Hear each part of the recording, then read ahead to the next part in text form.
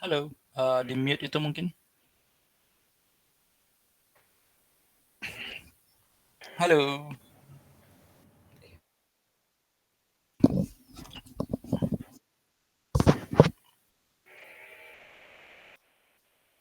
halo, tes tes suara saya kedengaran? Halo, Dengar, Kak. dengar ya. Willy dengar suara saya? Sebentar, Kak. Katanya lagi setting sound. Oh, oke. Kita tunggu bentar ya. Sampai 3 device.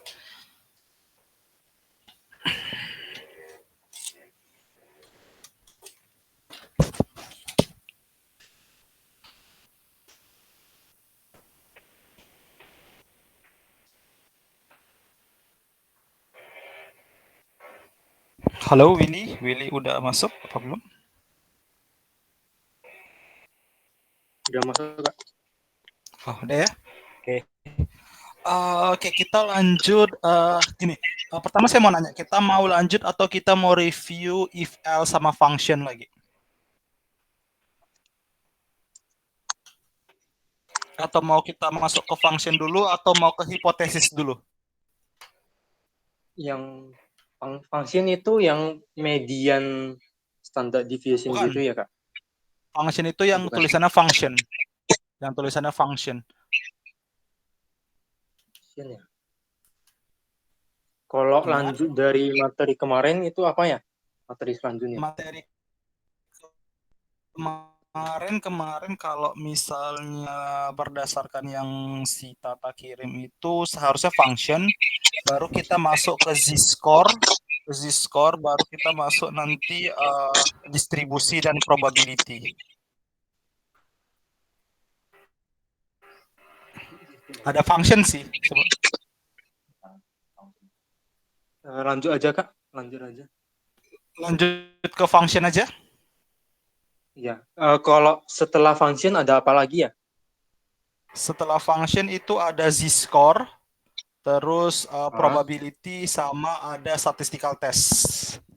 Kalau berdasarkan yang dikirim ke saya ya. Oh, berarti sisa itu doang ya?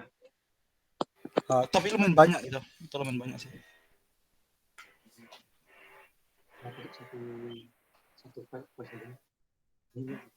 Gimana? Boleh, Kak, lanjut aja, Kak. Lanjut aja ke function dulu ya. Oke. Jadi sebenarnya kemarin masih ingat gak kita apa aja dua arah ya. Kemarin masih ingat if else itu gunanya buat apa? Kalau if else fungsinya buat apa? Kemarin kan teman-teman udah ngecek if else itu untuk melakukan Kalau untuk ada ngecek ini kondisi ya. Iya. Ya ada kondisi maka dia seperti apa gitu kan. Kalau for loop kan dia untuk melakukan looping ya. Kalau for loop. Di for loop itu untuk melakukan looping. Oke. Looping ini nanti dia berarti normalnya dia datanya pasti berbentuk vektor. Nah kalau function itu ibaratnya seperti membungkus teman-teman. Function itu seperti membungkus. Oke. Jadi misalnya gini, kalau misalnya teman-teman nggak pakai function, sebenarnya bisa juga, cuman dia jadi ribet. Contohnya ini, misalnya teman-teman punya apa ya, punya suatu alat deh, alat tulis. Kalau misalnya alat tulis teman-teman semua pegang pakai tangan, pulpen dipegang, pensil dipegang, penghapus dipegang, terus apa semua harus dipegang kan ribet. Nah, buat simpelnya teman-teman masukin ke kotak pensil. Nah, konsep dari kotak pensil itu adalah konsep function. Artinya dia membungkus ke dalam. Clear? Paham? Oke, coba kemarin siapa yang share screen? Willy ya. Coba kita buat kemarin, hasil kemarin kita function. Coba share screen, kita latihan langsung aja.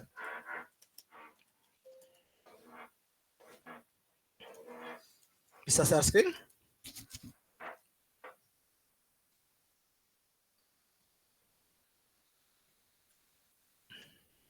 Halo, tes.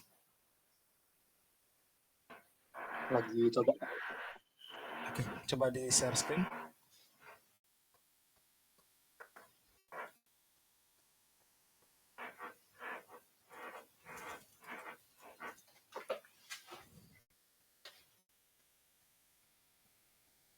Oke, coba yang pertama. Coba misalnya gini. Coba misalnya di sini coba. Coba naik ke atas deh. Oke, kalau misalnya saya tanya gini sama Willy, soal pertama deh, yang soal pertama banget. Soal pertama banget. Oke. Soal pertama banget, di situ kan ada tulisannya number lebih kecil daripada 7. Jadi kata kalau misalnya dia lebih besar dari 7 sama dengan 0, kalau misalnya kalau dia kamu mau dulu 2 dia equal dengan 0, else-nya dia bakal odd, ya kan? Even atau odd. Nah, sekarang misalnya saya tanya misalnya gini sama Willy, saya pengen compare angka 7 sama angka 8. Yang kamu lakukan seperti apa? Angka 7 sama angka 8. Kira-kira logiknya diapain? Compare gimana maksudnya, Kak? Kok 7 Misalnya saya pengen, ganjil, 8 genap. ya, tapi saya pengen keluar hasilnya. Hasilnya saya pengen keluar. Dapat hasilnya. Kalau dibagi gitu kan hasilnya 1 kan? Apa? Enggak. Hasilnya dapat. Misalnya gini, Bukan. misalnya coba Willy jalanin yang 7. Oke, jalanin yang 7. Oke, yang 7 aja jalanin ya. Oke. Coba running. Oke. Ini kan keluar nih hasilnya. Tapi print number, number is odd keluar ya. Saya pengen dapat 7 dan 8 di saat yang bersamaan. Jadi saya pengen dapat 7 number is odd dan 8 itu number is even. Itu kelihatannya sebentar, suara Willy itu dia ini mantul karena kan ada 3 device ya. Mungkin yang device yang lainnya ini aja ditaruh ke 0 volumenya. Biasanya itu working sih kalau ditaruh ke 0 volumenya. Jadi yang satu device untuk bicara. Jadi biar nggak mantul. Oke, coba kalau misalnya Willy jalanin gitu opsi gimana berarti? Kalau misalnya number 7 opsinya. Berarti opsinya mungkin Willy harus copy paste nggak? Misalnya mau compare ya. Berarti itu di copy paste, coba.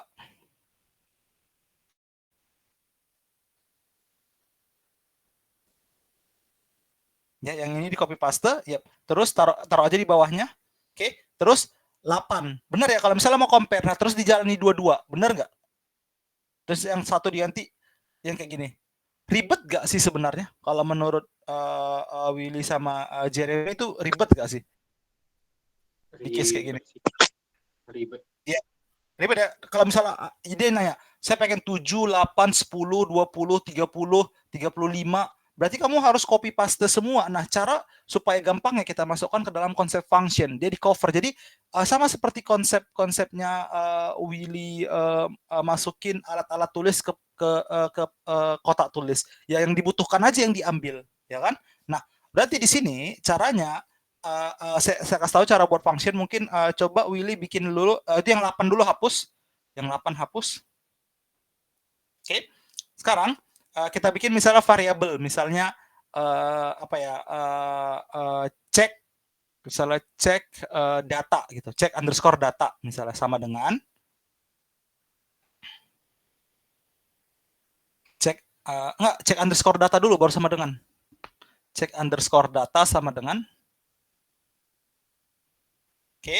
Terus di sini Willy bikin function sama dengan function buka kurung X misalnya, X gak apa-apa, yang lain juga gak apa-apa. Oke. Terus abis itu di luar buka kurung siku bikin kurung kurawal. Oke.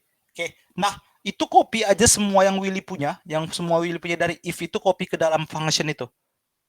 Oke. Tapi nanti numbernya diganti sama X.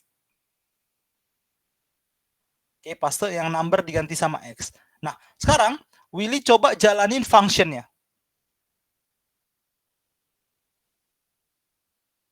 Oke, coba oke. Nah, functionnya kan udah jadi nih. Nah, sekarang Willy cukup manggil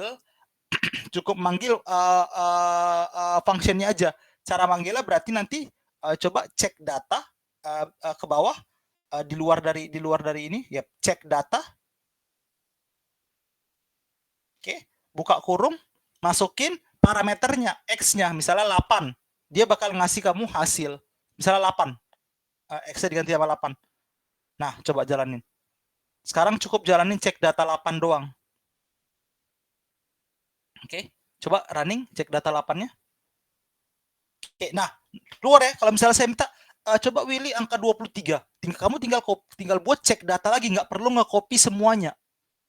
Nggak perlu nge-copy semuanya lagi. Cek data misalnya 23. Nah, ini namanya function. Keluar ya? Paham nggak? Mau saya jelaskan lebih detail nggak? Atau udah nangkap dari simpel ini? Kira-kira Willy atau Jeremy? Mau nanya, kalau X itu berarti dia mewakili semua bilangan gitu ya? Nggak, X itu mewakili dalamnya. Jadi, oke, gini saya screen dulu, saya jelasin dulu. Oke, kalau nanti kecepatan, bilang kecepatan ya. Oke. Sekarang saya gambar di sini. Oke, kelihatan ininya? Kelihatan ya? Kelihatan nggak? Kelihatan ya? Oke. Sekarang numbernya 7 kan? Ini yang awal nih. Jadi yang ini, yang saya tandai ya, yang warna hitam ini beda sama yang warna merah. Oke? Kalau yang hitam ini dia tanpa function. Saya buat di sini aja. Yang hitam ini dia, Yang hitam ini dia tanpa function. Kalau yang merah dia dengan function. Oke? Ini dua hal yang berbeda ya. Oke. Nah, sekarang kalau misalnya Willy lihat dan Jeremy lihat, ingat gak pas pertama kali kalau saya bilang, gimana kalau misalnya kamu mau pengen compare 7 dan 8? Berarti kan semuanya kamu copy paste ya? Ya kan? Kamu copy paste semua sampai code-code-nya. Benar ya? Kamu copy paste. Sekarang let's imagine Willy, kamu udah melakukan coding yang dimana line-nya itu sampai 100. Jadi kamu udah ngelakukan ini kan, kalau ini kan line-nya cuma 1, 2, 3, 4, 5, 6. Masih dikit ya. Bayangin udah 100 nih. Jadi Willy dan Jeremy udah nge-coding sampai 100 line. Sampai 100 line. Tapi Willy cuma pengen ganti numbernya doang, line paling atas doang. Nah, kalau Willy nggak bikin function, Willy harus copy semua sampai 100 ini, terus paste. Bingung nggak? Nanti lihatnya. Sedangkan 6 aja kadang kita confuse ya, ini code yang mana ya, benar ya? Nah, makanya Willy masukin dalam function, konsep masuk dalam function adalah Willy masukkan dia ke dalam cover. Nah, jadi Jeremy sama Willy masukkan dia ke dalam cover. Jadi kayak ibaratnya kantong plastik gitu loh. Jadi nggak dipegang-pegang gitu loh. Nah, di sini kalau Willy bilang, Willy buat namanya cek data. Cek data ini bisa diganti-ganti. Cek data ini bisa diganti-ganti, terserah mau namakan apa. Kalau menamakan variabel terserah. Nah, tapi di sini ada function X. Nah, ini X-nya bisa diganti nggak bisa, terserah Willy. Nah, di sini artinya kalau misalnya Willy bikin gini, function, misalnya kamu buat misalnya function X, artinya atau misalnya nggak usah X, misalnya function koma misalnya parameter 1 boleh, parameter 1 parameter 1. Artinya di sini kamu punya satu parameter. Oke? Nah, kalau misalnya kamu buat misalnya function x, y, berarti kamu punya dua parameter. 1, 2. Oke? Nah, di sini seperti substitusi konsepnya. Di sini kan kamu bikin x nih. Nah, terus kamu udah define jika x dimodulo sama 2 equal 0, dia prime number even. Kalau else dia odd. Nah, terus kamu panggil cek data 8. Oke? Cek data 8. Berarti 8 ini posisinya bakal mereplace nanti di X-nya. Clear? Paham? Paham Kak? Paham ya? Oke. Coba misalnya beberapa case misalnya gini deh. Saya kasih coba Willy bikin coba Willy share screen dulu deh. Coba Willy share screen dulu. Oke. Misalnya saya kasih dulu satu soal lagi if sebelum kita masuk terus buat functionnya. Misalnya gini, kamu punya X dan Y. Kita bikin tanpa function dulu. Coba. Misalnya X-nya 3, Y-nya 5 gitu. Ini tanpa function dulu.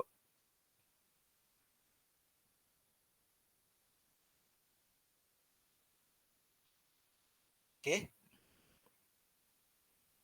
Coba buat di satu tempat ya, misalnya x-nya 3, y-nya 5.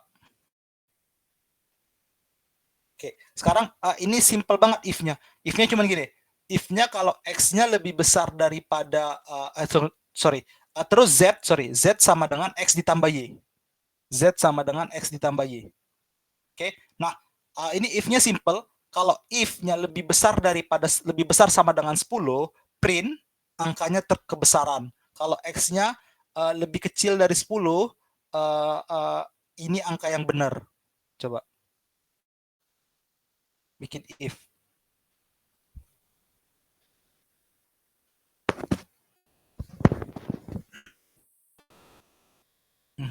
Kalau Z lebih besar daripada 10, number apa emangnya? Emang ada number? Ada ya, Z, jika Z lebih besar sama dengan 10, oke, maka print angka terlalu besar.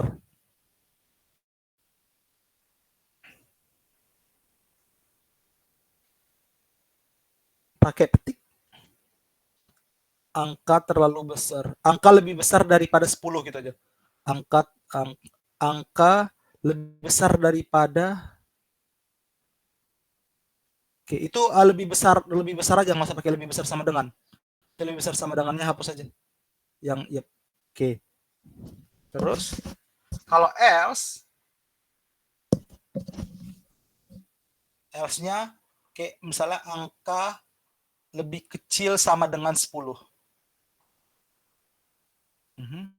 Print angka lebih kecil sama dengan 10. Oke. Nah, ini kan di luar function nih. Jadi kalau misalnya ini kan kalau kayak gini, coba Willy jalanin sama itunya. Oke, Willy jalanin. Oke, keluar ya. Nah, misalnya saya minta kombinasi gini untuk Willy menjalani program ini. Saya pengen case pertama dia 3, y-nya 5. Case kedua x-nya 4, y-nya 7. Case ketiga x-nya 2, y-nya 1. Nah, kalau kayak gitu kan Willy copy paste terus, lama-lama bingung ya. Code-nya terlalu panjang lama-lama ya. Nah, sekarang coba dari case ini Willy bikin function. Willy coba buat function.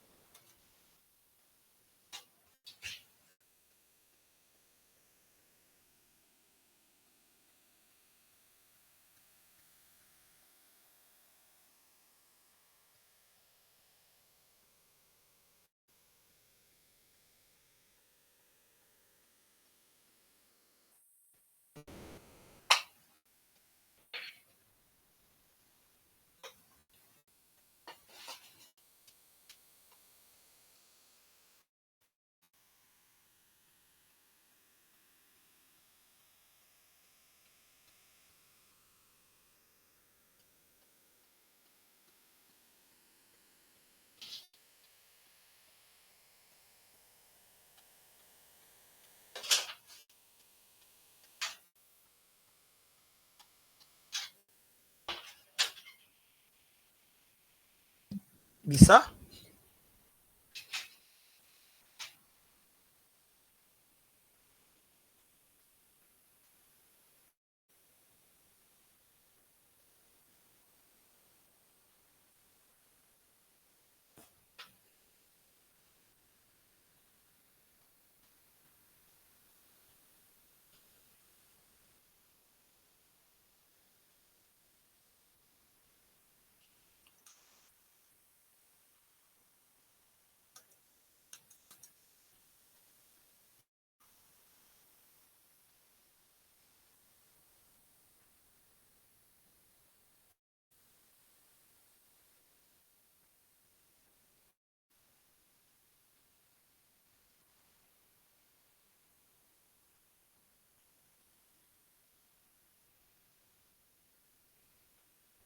Bisa, kalau nggak bisa bilang ya.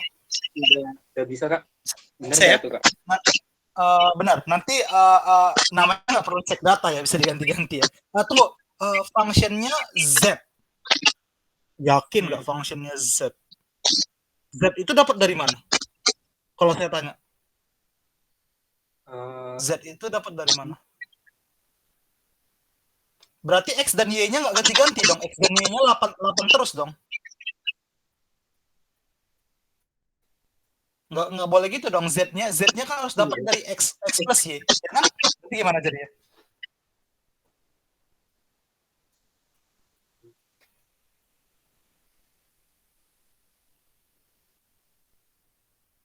Berarti Z-nya diganti ini ya, Kak, apa, X, Y X, gitu. Y, benar. X, Y. Berarti nanti Willy harus define dulu X sama Y-nya. Karena Z-nya harus dapatnya dari X dan Y gitu loh.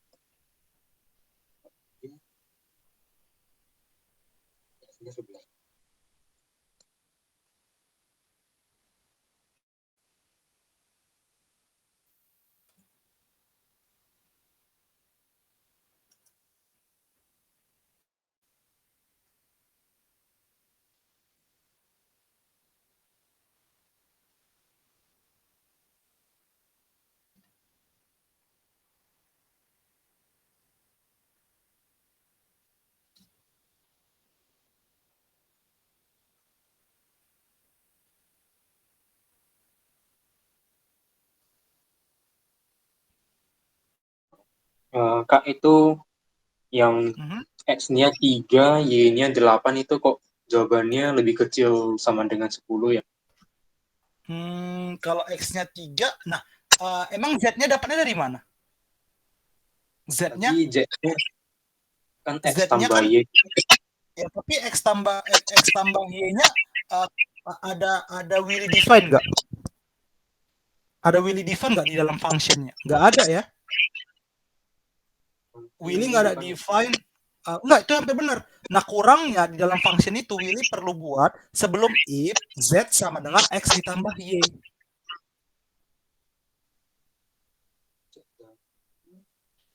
Jadi coba after buka kurung kurawal,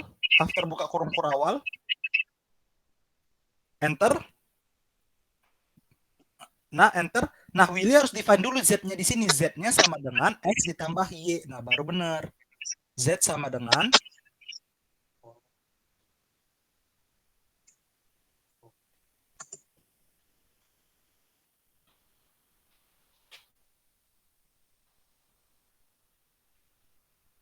paham? Kalau misalkan nggak usah bikin Z sama dengan X tambah Y, tapi langsung X tambah Y lebih besar dari 10 gitu, bisa nggak ya kira-kira? Gimana? Kalau misalkan itu kan dia if Z lebih besar dari 10. Tapi kalau misalkan Z-nya diganti jadi X plus Y gitu, bisa nggak? Z bisa juga. Kalau kamu mau bisa juga. Benar. Benar. Ya. Benar. Jadi kalau misalnya if-nya langsung kamu ganti ya, X tambah Y ya. Bisa juga. Sama aja sebenarnya ya, ya kan? Iya nggak? Sama aja nggak sih sebenarnya? Iya, sama aja. Oke. Sama Dari aja. sini ada pertanyaan nggak? Nggak ada sih, Kak. Aman sih, Kak. Oke. Aman, Kak. Oke, next. Sekarang kira-kira dari if else for loop sama if else for loop sama function kira-kira udah oke nggak? Udah oke sih, Kak. Palingnya nanti kita review sendiri. Oke. Fungsi persen itu apa ya? Kak, fungsi double persen itu apa ya? Aku lupa. Untuk kayak modulo itu kayak ngecek ada sisanya nggak? Sisanya berapa sih gitu loh. Coba misalnya Willy bikin 10 modulo 3. Coba bikin di atas aja, nggak usah pakai function. 10 modulo 3 hasilnya berapa?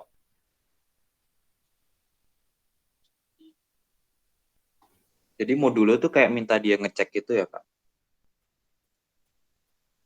Yap, number misalnya misalnya 10 modulo 4 gitu bikin. 10 modulo 2 kali percentage. Oke, terus 4. Coba jalanin code-nya. Hasilnya pasti 2 ya, karena 10 dibagi 4 sisanya berapa? 2 ya. Ya enggak? 10 bagi 4 sisanya 2 kan? Paham atau enggak? Paham sih, Kak. Paham ya? Oke. Next.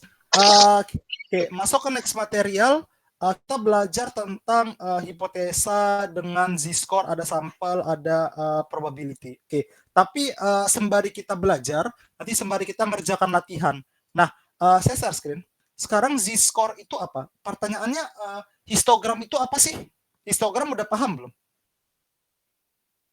Kalau histogram. Histogram itu apa? Kira-kira Jeremy atau Willy paham nggak histogram itu apa? Kira-kira. Bedanya gini, kalau saya tanya, histogram sama bar, ini kan histogram nih. Histogram kan bentuknya gini nih. Gini nih histogram. Nah, terus kalau bar chart bentuknya gini nih. Bedanya apa? Antara dua ini. Kalau Pernah histogram itu dia gabung. Oke. Oke, tapi yang paling utama apa? Dulu waktu saya pertama kali belajar saya juga bilang itu, saya bilang ke guru saya, itu nempel Bu, yang ini nggak nempel. Ini ada jarak spasinya. Tapi alasan terbesarnya apa? Bedanya histogram sama bar plot atau bar chart. Ya, betul. Tapi bedanya apa? Tahu Beda juga. terbesarnya. Oke, kalau bar chart ini di remember ya. Kalau histogram dia menjelaskan tentang distribusi.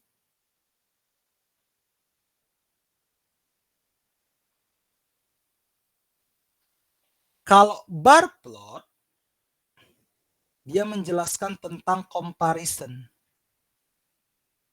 Perbandingan.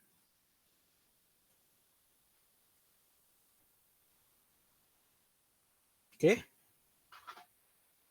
Nah, jadi kalau misalnya dia bentuknya gini nih. Kita lihat ya, saya ngambil gambar. Histogram versus bar plot. Itu memang sering banget orang kekecoh. Oke. Saya ambil yang ini. Yang gampang mana ya?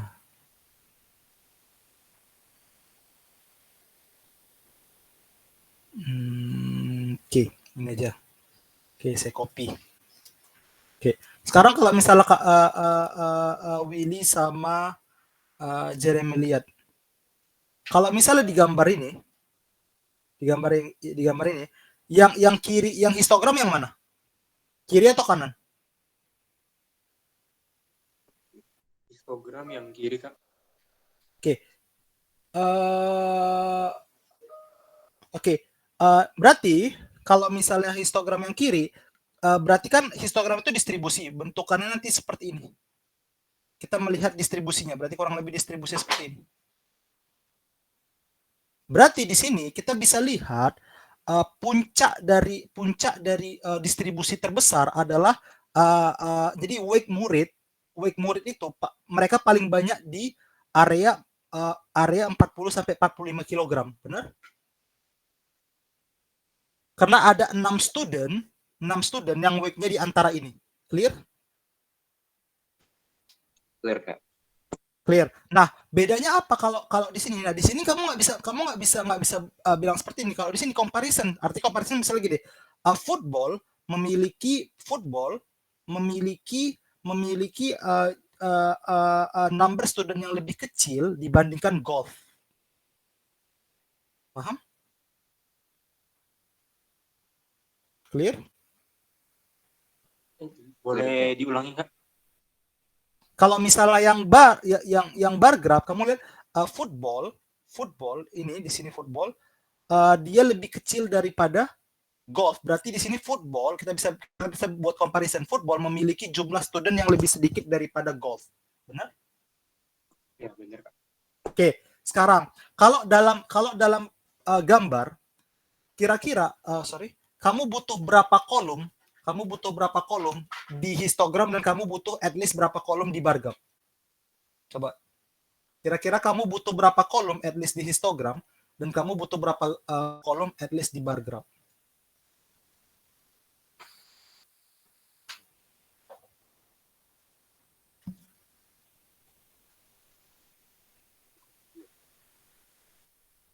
Histogram 7, Kak. Kalau bar graph 6. Kolom, jumlah kolom. Kalau misalnya kita gambarkan di sini, jumlah kolom setidaknya kamu butuhkan di dalam bar graph itu cuma butuh satu kolom weight doang. Nah, kenapa kolom weight doang? Nanti misalnya di kolom weight-nya gini nih, Willy, ada 40, 40, 40, 35, 60, 64, 66. Nah, nanti kalau misalnya Willy gambarkan, nanti dapat nih, kita bisa ngitung 40 misalnya ada 5 orang atau ada 6 orang. Oke. Nah, misalnya 35 ada 2 orang. Nah, kalau misalnya Willy gambarin nanti kelihatan. 35 ada 2 orang, yang 40 ada 6 orang. Clear? Cukup butuh satu kolom. Paham? Kalau enggak, bilang enggak apa-apa. Masih kurang ngerti sih, Kak, soal satu kolom gitu. Gini, misalnya oke. Misalnya kalau Willy, misalnya saya tanya, Willy misalnya pernah lihat visualisasi ini ya? Kita belajar at least biar kamu paham ya. Nanti kalau kita bisa tambah nggak masalah. Kalau misalnya saya tanya ke Willy, di sini ada age, oke? Di sini ada age sama Jeremy, di sini ada salary. Oke? Letaknya misalnya di sini. Oke? Jadi ada data di sini. Misalnya ini 23 tahun, ini misalnya 3K, 4K, 5K, 6K, 7K. Berarti di sini titik ini orang ini ada di usia 23 tahun dan salarinya 3K. Untuk membuat visualisasi seperti ini, at least butuh berapa kolom?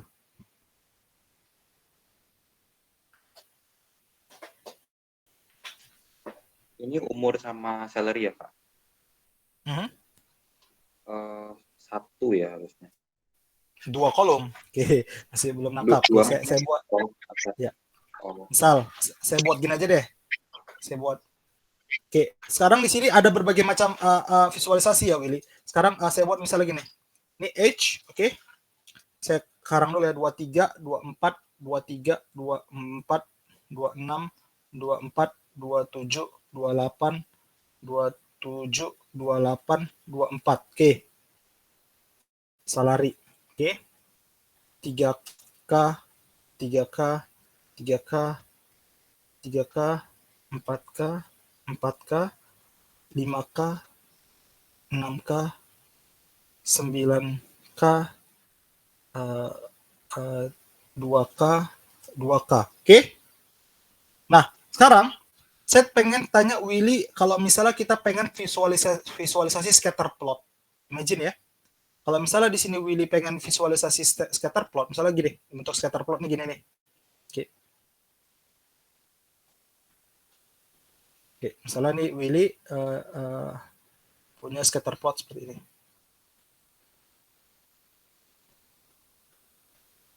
Oke, nah misalnya saya buat misalnya age yang ini ya Willy, ini age,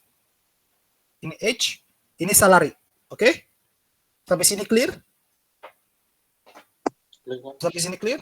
Clear ya? So let's see sini, imagine di sini misalnya usianya ini 23, oke? Di sini 25, saya loncat-loncat 2, 27, oke, 29. Oke. Nah, sekarang di sini salarinya, di sini ada misalnya di sini letak ya 3K, terus ada di sini misalnya ada 4K, 3K loncat-loncat 2 aja. 5K, 7K, 9K. Clear? Di sini? Sampai sini clear? Oke. Nah, sekarang saya tanya ke Willy. Kalau gini visualisasinya, berarti saya lihat dulu. Row pertama, edge-nya 2K, 23, 3K. 23, 3K titiknya di sini, benar? Bener, Kak. Oke, 24, 3K titiknya di mana? 24, 3K sekitar di sini titiknya. Row kedua, clear? 23, 3K sama, titiknya sama di sini. Ada double mereka di sini, ada 2 di sini. Oke, yang ke 24, 3K. 24, 3K ada di sini. Oke. 26 4K, 26 4K ada di sekitar 24 3K, 24 3K sekitar sini titik ya.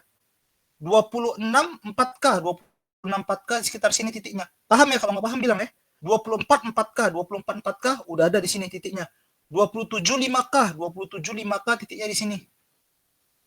28 6K, 28 6K sekitar di sini titiknya. 27 9K, 27 9K titiknya sekitar sini. Oke. 28 2K, 28 2K bentuknya di sekitar sini. Terakhir 25 2K, 25 2K posisinya di sini. Oke, sampai sini clear gak? Udah clear, Kak. Clear ya? Nah, ini visualisasi ini namanya scatter plot. Ini namanya visualisasi scatter plot. Artinya untuk melihat persebaran dari data. Nah, scatter plot at least kamu untuk menggambarkannya butuh berapa kolom setidaknya? 2 kolom. 2 kolom ya? Bisa nggak buat scatter plot dengan 1 kolom? Nggak bisa, Kak. Nggak bisa ya? Possible nggak kalau misalnya coba Willy sama Jeremy bayangin? Possible nggak kira-kira? Enggak sih, Kak. Soalnya harus ada komponen yang sebelah kiri buat naruh titiknya. Oke, nangkap ya. Nah, sekarang itu tadi scatter. Udah paham ya scatter plot. Sekarang bar plot. Bar plot itu gimana sih, Kak? Bar plot itu kita hitung dia. Contohnya, usia 23 tahun di sini. Udah saya bikin di kanan ya, usia 23 tahun. Untuk gaji 3K ada berapa orang? Atau saya balik deh, ini saya balik, tunggu, ini saya balik. Kalau misalnya kayak gini, ini saya balik. Kalau saya misalnya pengen bikin bar plot, oke, tadi jangan saya hapus dulu deh. Aduh, udah saya hapus plot tadi. Aduh, udah saya hapus. Oke, ini saya ganti deh. Ini saya ganti. Sekarang kita bar plot ya.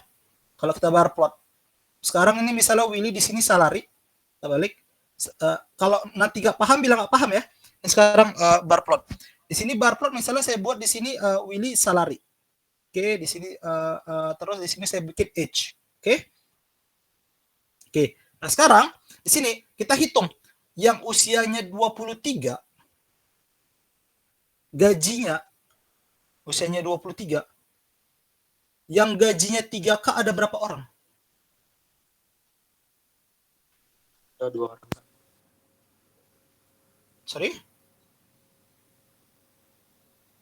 Yang gajinya 3K yang gajinya 3K ada berapa? 1, 2, 3. Ada 1, 2, 2 orang ya. Ada 2 orang ya. Berarti sebentar. Kalau misalnya di sini age-nya 23, di sini salarinya misalnya oke. Tunggu, kalau kayak gitu nggak bisa. Sebentar, kalau dia buat source barcode kayak gitu dia nggak bisa.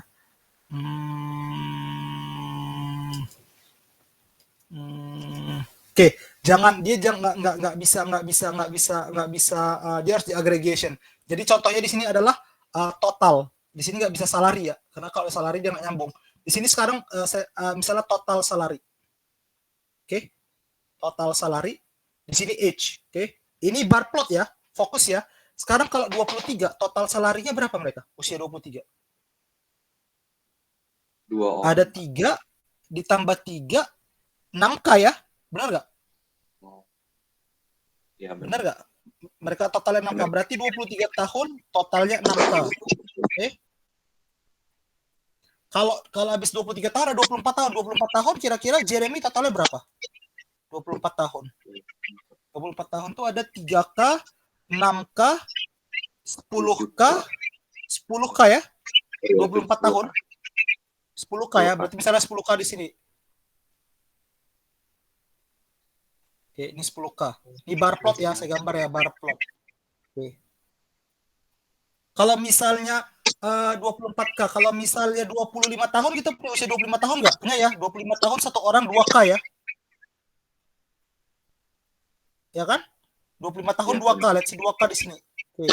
Nah, kelihatan ya kalau bar plot dia ada pisah-pisahnya. Nanti saya bedain apa bedanya sama histogram. Kalau 26 berapa? Kira-kira Willy? Ada berapa? Ada 4 ditambah 4 doang ya? Iya nggak? 26. 4 ya, misalnya 4K di sini. Oke. Terus 27 ada berapa? 27 ada 5 ditambah 9. 14 ya? Iya nggak? 14. 27 ada 14. Let's see 14K di sini. Ini 14K di sini posisinya. Saya gambar di sini. Oke. Terakhir 28 ada berapa orang? 2K ya? 8K. 8K ya, sorry. 8K itu lihat sih di sini ya, antara ini ya, berarti sekitar sini 8K. Sekarang, bisa nggak saya melakukan comparison? Bisa. Saya bisa bilang gini nggak? Kalau saya tanya misalnya sama Jeremy, berarti usia 27 tahun memiliki total salary yang lebih besar dibandingkan usia 23 tahun. Bisa nggak saya buat gitu? Bisa. Bisa ya? Nah, berarti dia di sini comparison. Tujuan dari bar plot comparison. Oh. Clear? Nah, Kak, bedanya sama histogram apa? Nah, sekarang kita gambar histogram. Nah, histogram cukup butuh satu kolom. Cukup butuh satu kolom. Oh, satu kolom. Gimana Kak kalau cuma butuh satu kolom? Contohnya, saya kasih ke kita bisa bikin histogram untuk umur, bisa bikin histogram untuk salary. Oke? Contohnya histogram untuk umur. Sekarang age. Ya, age 23. 23 muncul berapa kali? 2 kali. 1 kali, 2 kali ya. 23 2 kali. 24 muncul berapa kali? 3 kali. 1 kali, 2 kali, 3 kali. 25 muncul berapa kali? 1 kali. 25 muncul 1 kali. 1 kali. 26 muncul berapa kali? 26 muncul 1 kali ya. 1 kali. 27 2 kali ya. 2 kali. 28 1 kali. Oke. Nah, 2 kali. Kak, gimana gambarnya? Nah, bedain kalau bar plot kamu butuh at least 2 kolom. Kalau histogram 1 kolom udah cukup. Jadi gimana Kak cara 1 kolom sekarang? Kalau 1 kolom berarti ini histogram umur ya. Histogram umur bakal ngambil bawahnya umur. Oke. Yang ininya umur, tapi yang atasnya itu frekuensi. Sekarang usia 23 frekuensinya berapa? 2 kali ya. Misalnya 2 kali di sini. Oke. Terus 24 berapa? 24 3 kali. Misalnya 3 di sini. Berarti 24 di sini. 3 kali. Nah, kalau histogram dia nyampur. Paham? Gabung. Clear? 25 1 kali. 25 di sini 1 kali. 26 berapa kali? 26 1 kali. 26 di sini 1 kali. 27 berapa kali? 2 kali. 27 2 kali berarti dia sekitar sini. 28 berapa? 1. Berarti kalau histogram 1 kolom cukup nggak? Cukup ya? Histogram 1 kolom bisa ya? Iya, Pak. Ya. Nah, kalau misalnya dilihat tadi kan kalau bar plot kan comparison. Nah, kalau histogram Jeremy sama Willy bisa melihat distribusi data. Distribusi datanya berbentuk seperti ini. Clear? Paham bedanya? Kerasa nggak bedanya? Berarti yang satunya itu lebih ke arah frekuensi jumlah gitu ya, kan? Yang mana? Yang histogram? Yang histogram. Iya, benar. Berarti saya bisa histogramkan salary nggak di sini? Bisa nggak saya histogramkan salary? Bisa ya? Bisa ya? Berarti nanti 3K tinggal saya hitung ada berapa, 4K ada berapa, 5K ada berapa, 6K ada berapa, 9K ada berapa, ada 2K ada berapa. Nanti bakal kelihatan bentuknya. Oh, rupanya ketika saya buat histogram dia bentuknya seperti ini. Oh, ketika saya buat histogram dia distribusinya bentuknya seperti ini. Makanya, kenapa? Sorry? Sorry? Berarti bar plot itu hitung berapa jumlah, kalau yang histogram itu kayak berapa banyak gitu ya? Ada berapa? Ya, kalau histogram itu lebih kepada distribusi, kalau bar plot itu lebih kepada perbandingan. Ini nggak selalu total ya, benar nggak? Bisa saya ganti nggak selain total? Kira-kira apa kalau saya ganti total? Tadi kan total nih, bisa aja saya bukan ambil total, tapi rata-rata. Bisa ya? Kalau rata-rata dia nggak berubah. Kalau 23 tahun berarti rata-ratanya 3K. Ini kan yang 27 ini naik, tapi kalau di rata-ratakan mungkin agak turun, paham ya? Bisa aja saya bukan ngambil total, bisa saya ngambil rata-rata. Artinya, tapi tetap dia at least butuh 2 kolom ya. Ya kan? Kalau histogram, 1 kolom bisa cukup. Berarti ada nanti histogram untuk umur, ada histogram untuk di sini ada histogram untuk umur, saya bisa bikin histogram untuk salary. Clear? Paham? Clear. Kak, kalau Clear? misalkan Lengkap ya? Kak, kalau misalkan aku bikin statement ya Kak, berarti kalau misalkan tadi apa histogram sama bar chart ya, Bar. bar plot ini berarti dia minimal harus ada 2 komponen buat dibandingin, tapi kalau histogram itu satu komponen aja, tinggal kita Udah hitung cukup. distribusinya berapa. Benar. Kamu hitung dia jumlahnya muncul berapa kali. Benar. Oke, Oke? oke, clear Kak. Clear. Oke. Nah, sekarang ini bakal nyambung. Ini bakal nyambung dengan pertanyaan Willy kemarin. Coba Willy sekarang share screen. Terus Willy coba buka praktis yang dari temannya. Saya kemarin dikirim Benedikta itu ada soalnya. Coba buka soalnya deh yang itu kemarin. Coba buka soalnya.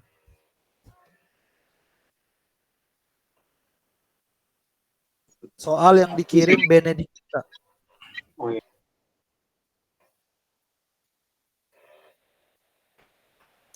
Coba ada soalnya. Soalnya di ini deh, di Word kalau saya nggak salah. Ada Word-nya. Punya nggak soalnya atau nggak punya?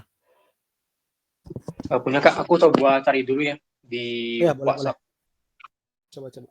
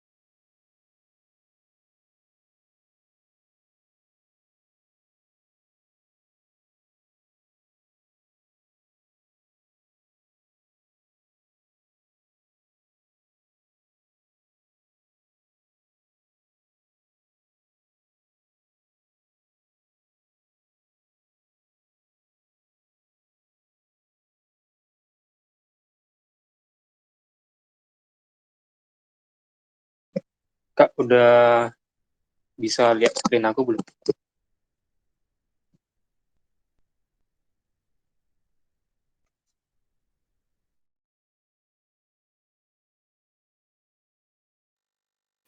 Oke. Coba lihat soal nomor 1. Dibilang ya, berarti kalau misalnya saya tanya di sini, ada berapa, berarti ada 2 yang pentingnya, ada penggunaan, ada maintenance, benar? Bener Kak. Ya kan? Nah, saya pengen karena kemarin saya jelasinnya belum detail nih supaya detail. Dibilang di sini, manajer dari Jensen Tire Auto merasa bahwa besarnya pengeluaran untuk maintenance mesin di perusahaan dipengaruhi oleh lamanya penggunaan mesin setiap minggunya. Nah, pertanyaan yang pertama adalah hitunglah nilai korelasi kedua variabel dan interpretasikan hasilnya. Apakah ada hubungan antara lamanya penggunaan mesin setiap minggunya dengan biaya maintenance? Pertanyaan saya pertama ke Willy, berarti dia pengen menghitung korelasi. Korelasi itu apa artinya? Berkorelasi artinya apa? Hubungan.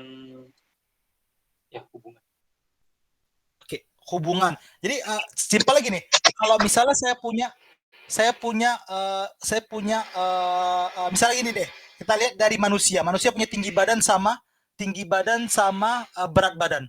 Umumnya tinggi badan sama berat badan berkorelasi nggak? Berkorelasi. Kenapa berkorelasi? Bilang ke saya. Soalnya misalnya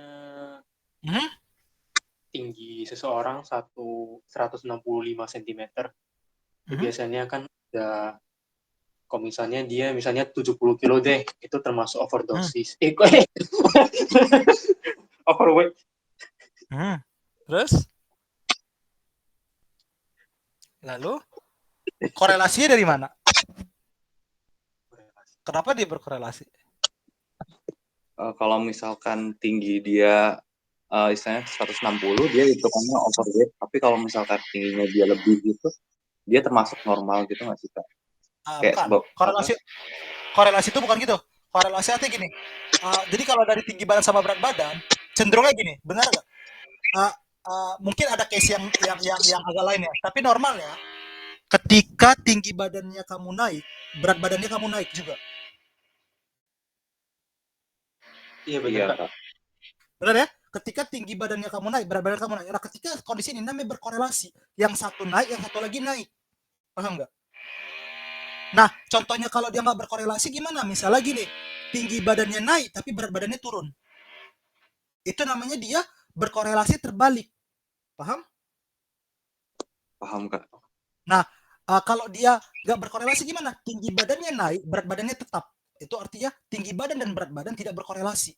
Jadi artinya korelasi adalah mereka memiliki kayak pola atau tren yang sama. Jadi kalau misalnya misalnya kita nggak usah melakukan tes statistik deh. Kita nggak usah melakukan tes statistik. Jadi saya pengen Willy Jeremia sekarang lihat penggunaan sama maintenance. Cuman lihat aja, kira-kira mereka berkorelasi nggak? Coba perhatikan, ambil kesimpulan. Cuman melihat aja mereka. Itu kan ada mesin apanya penggunaannya segini. Ketika penggunaannya naik, maintenance-nya naik nggak? Coba perhatikan. Kira-kira. Ambil kesimpulan aja, garis besarnya aja. Nggak terlalu sih, Kak.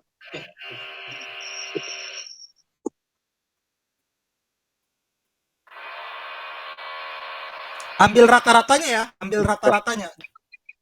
Menurut kamu ketika penggunaannya naik, maintenance-nya naik nggak? Harganya? Iya sih, Kak. Naik ya, ada feel ya, ada feel kayak naik meskipun nggak selalu naik. Ada misalnya contohnya dia penggunaan 10, dia maintenance-nya malah lebih tinggi dari penggunaan 13. Tapi secara overall dia naik, ya kan? Secara overall. Benar nggak? Iya. Ya kan? Benar. Secara overall dia bisa mengalami. Nah, sekarang ini kan masih asumsinya Willy sama Jeremia. Artinya asumsinya dari Willy Jeremia ngelihat doang by mata. Sekarang Jeremia butuh melakukan tes statistik. Nah, salah satu tes statistiknya adalah untuk mengecek apakah hubungannya ada korelasi atau enggak. Nah, untuk mengecek korelasi atau enggak, ada dua cara. Caranya apa aja?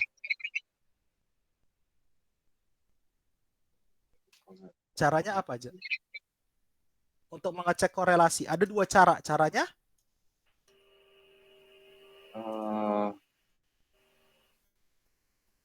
Pakai if ya, Kak? Enggak pakai if. Nah, nama tes statistiknya itu ada nanti kamu pakai Pearson atau Spearman. Bedanya apa antara Pearson sama Spearman? Kurang tahu, Kak. Itu yang Oke. Ya, benar. Sekarang gini, saya aja nggak apa-apa. Saya share screen dulu. Sekarang misalnya kamu lihat di tempatnya saya. Sekarang misalnya saya tadi histogram udah paham ya? Distribusi data udah paham ya? Jadi yang histogram ini kan distribusi data. Nah, distribusi data itu banyak. Kalau ini kan bentuknya kalau misalnya dilihat dan Jeremy lihat kan bentuk datanya ini distribusi seperti ini ya. Yang ini kan distribusi datanya kurang lebih seperti ini ya. Kurang lebih seperti ini. Benar ya? Kan seperti ini ya distribusi datanya ya. Oke, sekarang distribusi data itu banyak. Misalnya distribusinya seperti ini. Ini dipanggil dengan apa? Normal distribution. Normal distribution. Ini dipanggil dengan normal distribution. Oke? Nah, kalau misalnya dia distribusinya bentuknya seperti ini dipanggil apa? Left skew. Yang left apa itu ya, Kak? Left skew. Right skew. Cara bedanya gimana? Cara bedanya gini aja, gampang banget. Ekornya manjang ke kanan atau ekornya manjang ke kiri? Right skew. Ke kanan. Ekornya manjang ke kanan ya, berarti right skew. Kalau ekornya manjang ke kiri kayak gini, misalnya dia bentuknya gini. Misalnya bentuk gini. Dia left skew, ekornya memanjang ke kiri. Cara bedanya gampang ya. Oke, nah sekarang balik ke soalnya. kan korelasi. Jadi untuk melihat korelasi dalam tes statistik sebenarnya ada nanti dibedakan. Jadi dosennya jelasin di situ. Ada namanya parametrik, ada namanya non parametrik. Ya kan? Nah, parametrik ini ketika dia distribusi normal. Clear? Parametrik ini ketika dia distribusi normal. Kalau non parametrik ketika dia tidak distribusi normal. Sampai sini paham? Sampai sini clear? Kalau nggak clear bilang ya. Clear? Paham ya? Nah, kalau dia parametrik, kamu menggunakan tes statistiknya namanya Pearson. Kalau dia non parametrik, kamu menggunakannya bukan Pearson, tapi menggunakannya apa? Di sini kamu menggunakannya Spearman. Nah, makanya sebelum melakukan tes korelasi, coba lihat code-nya yang kamu buat. Sebelum kamu melakukan tes korelasi yang kamu share kemarin, coba lihat.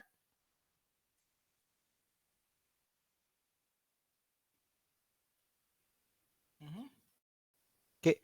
Di contohnya, oke, coba share screen, kelihatan? Kak, bentar ya. Aku ke exit Art Studio-nya. Oh, oke.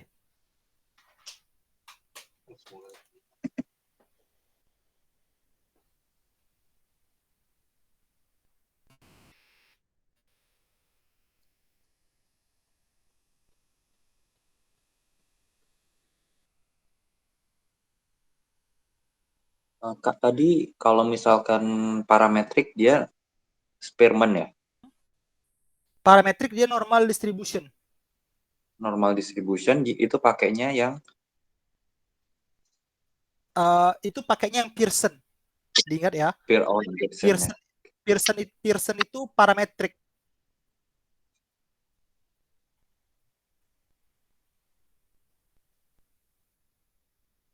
Oke, kalau dia non parametrik, berarti dia nggak normal distribution. Dia pakainya Spearman. Spearman. Oh. Oke. Sampai situ paham? Oh, paham, Kak. Jadi itu kita menyesuaikan sama histogramnya ya, Kak ya? Menyesuaikan sama histogramnya, makanya sebelum nanti Jeremy pakai yang parametrik, karena gini, tujuannya sama tapi kondisinya mereka berbeda, makanya harus paham dulu. Oh, ini kira-kira dia Spearman atau apa ya gitu loh. Clear? Nah, sekarang kalau di code-nya ini, makanya di situ kamu kan melakukan visualisasi dulu kemarin. Iya kan, kamu visualisasi penggunaannya, kamu visualisasi maintenance. Coba lihat. Penggunaannya berapa? Coba lihat visualisasi penggunaannya berapa. Itu ada kok his kamu bikin di atas. Kamu kan ada bikin his tuh, cara nggak ada gampang kok, kodenya nggak panjang. HIST. Nah, coba lihat HIST maintenance. Itu ada tuh kodnya di 106. Nah, kalau misalnya kamu lihat, dia bentuknya kira-kira normal distribution atau nggak, dikira-kira aja. Jangan jalan his maintenance aja dulu. Karena gini, ya his maintenance aja dijalanin. Nah, coba lihat visualisasinya. Kira-kira dia normal distribution atau tidak? Sepenglihatannya Willy sama Jeremy. Normal ya? Maybe no. Maybe nggak terlalu normal. Coba kalau iya, lebih ke right skew atau left skew bisa jadi. Oke. Coba kalau misalnya yang penggunaan, histogram penggunaan, coba visualisasikan.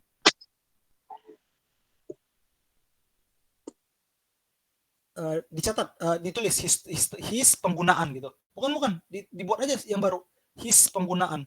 Di bawah maintenance saja buatnya, biar kelihatan habis his maintenance, habis 106 enter. Nah, terus kamu bikin his penggunaan. Artinya kamu pengen ngecek histogram penggunaan. Kalau penggunaan gimana kira-kira histogramnya?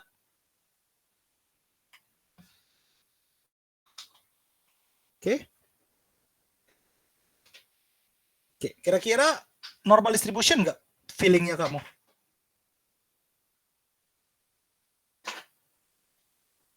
Kira-kira itu normal distribution atau tidak? Di mute, nggak kedengaran, sorry. Tes. Kira-kira itu normal atau tidak normal? Itu tidak normal. Menurut Tidak normal sih, Kak. tidak normal ya. Berarti karena ada yang dia tidak normal, kamu pakainya Spearman atau Pearson? Eh, Pakainya Spearman. Spearman ya. Nah, makanya kalau misalnya Willy lihat situ metodenya Willy bikin sama dengan Spearman. Kalau dia tadi andai kata dia tadi bentuknya normal distribusi, nanti Willy ganti sama Pearson. Jadi Willy tulis Pearson. Nah, andai kata dia normal distribution, kamu bikin Pearson. Nah, kan ini kebetulan dia tidak normal, kamu bikinnya Spearman. Clear? Sampai sini? Berarti metodenya yang diganti-ganti ya Kak ya? Kalau misalnya Metodenya diganti-ganti. Tapi kan kamu Itu harus melakukan visualisasi dulu dong. Biar tahu Iya, kan, biar tahu dia visualisasi. normal distribution atau tidak. Kak, itu diganti, maksudnya di rumus ini ya, diganti Itu nggak? Spearman atau Misal Pearson. Kalau Pearson tulisannya P-E-A-R-S-O-N. Pearson. Kalau misalnya dia normal distribusi ya, kalau ini kan nggak normal distribusi, maka kamu gunakan Spearman. Clear? Oh, berarti ini kan ada maintenance sama penggunaan. Dua-duanya bukan normal distribution. Berarti di metode kita pakai Spearman. Spearman. Oh. Kalau dia normal kalau misalnya yang satu normal, yang satunya enggak. Dia harus dua-dua normal. Dia harus dua-dua normal. Oh, ngerti Kak. By the way, ya? Ini rumusnya harus dihafalin ya, Kak? Ya kurang lebih harus kamu hafalin. Harus ingat. Untuk tes korelasi ya, ini tes korelasi. Yang untuk tes korelasi ini. Kalau ini selalu sama ya ini ya? Selalu sama. Itu sama. Kalau penggunaan maintenance kan variabelnya kamu ya. Penggunaan maintenance kan variabelnya kamu. Itu kan kamu define di atas ya. Kalau misalnya variabelnya ada 3, nggak bisa. Pasti dosennya kasih 2 kalau untuk ngecek korelasi.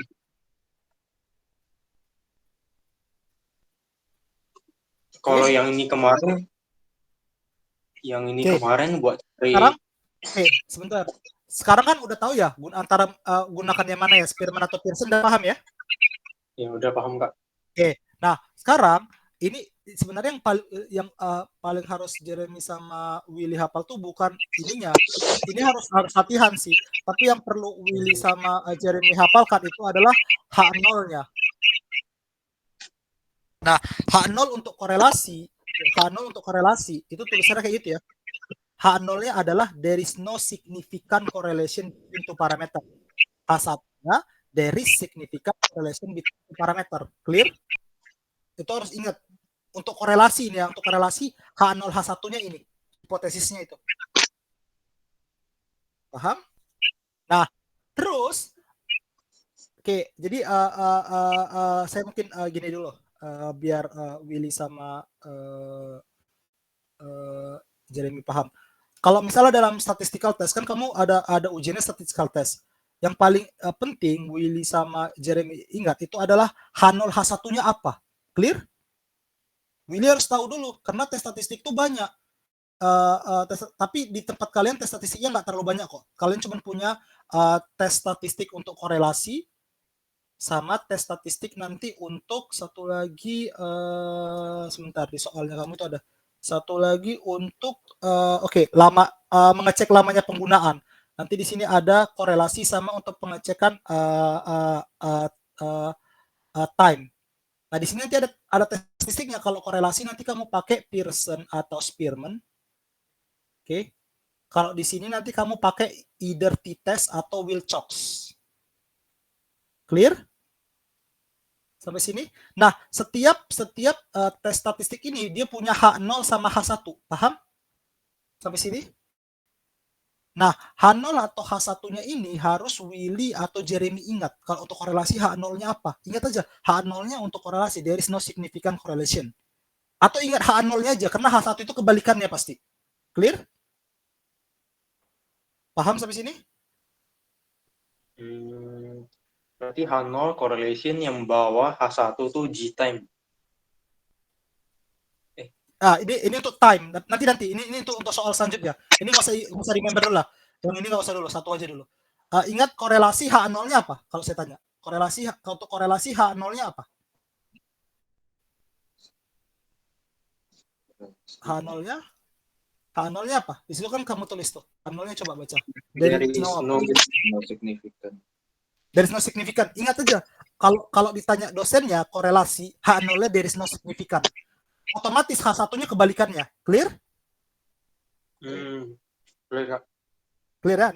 Nah, ketika kamu udah ingat H0 ya, nanti kan misalnya, kamu pakai Spearman. Misalnya kamu pakai tes Spearman. Nah, di tes Spearman ini, kamu bakal menghasilkan namanya p-value. Clear? Dari tes ini, kamu menghasilkan namanya p-value. Oke? Nah, nanti dari hasil p-value ini, nanti dosennya bakal kasih tahu kamu alfanya berapa. Di situ alfanya berapa? Dosen kamu kasih 10%, 0,1 ya. Ya enggak? Nah, ingat kalau p-value-nya lebih kecil daripada alfa, dia reject null hipotesis. Reject null hipotesis. Logiknya kalau kamu reject null hipotesis, jawabannya apa?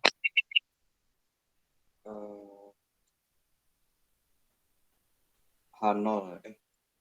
Kalau kamu reject nih, menolak H0, jawabannya? H1. H1 berarti kalau misalnya H0 ya, misalnya tadi H0 siapa? There is no ya. Misalnya there is no. Oke, di sini there is signifikan. Nah, berarti kalau misalnya p-value kamu, dan ini always ya, jangan lupa ini always. Kalau p-value lebih kecil daripada alpha, dia always reject H0. Kalau p-value lebih besar daripada di semua tes statistik, mau apapun tes statistik ya, kalau p-value lebih kecil daripada alpha, kamu perlu reject null hipotesis. Makanya tadi Willy sama Jeremy saya bilang, saya ingatkan, kamu harus ingat H0-nya. Sekarang kalau misalnya saya tanya reject null hipotesis, tapi kamu nggak tahu H0 H1-nya, bisa nggak ngejawabnya? Nggak bisa. Kamu nggak tahu, kamu cuma tahu reject H0, tapi H0-nya apa? H1-nya apa? Makanya kamu harus ingatin H0 sama H1-nya. Karena kalau namanya p-value lebih kecil dari alpha selalu reject. Nah, kalau p-value lebih besar daripada alpha, kamu fail to reject, gagal menolak H0. Kalau gagal menolak H0 berarti apa?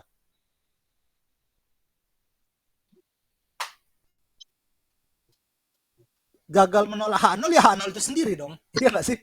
Kan kamu gagal menolak H0, berarti jawabannya H0. Clear? Kalau reject null hypothesis jawabannya H1.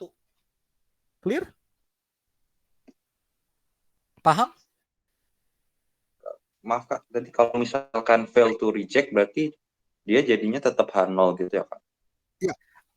Cara ngomongnya kalau dalam ekonometrik gini, fail to reject null hypothesis. Fail to reject H0. Oke. Kalau gagal menolak, jadi dia kayak kontradiksi. Cuman memang secara keilmuan kita harus bilang gitu. Kita nggak boleh dalam ilmu apa itu Jeremy sama Willy itu nggak bisa bilang H1 langsung gitu, nggak boleh. Dia memang udah dituliskan kayak gitu. Jadi fail to reject null hypothesis, gagal menolak H0. Gagal menolak H0 ya berarti H0 dong. Clear ya? Clear Kak.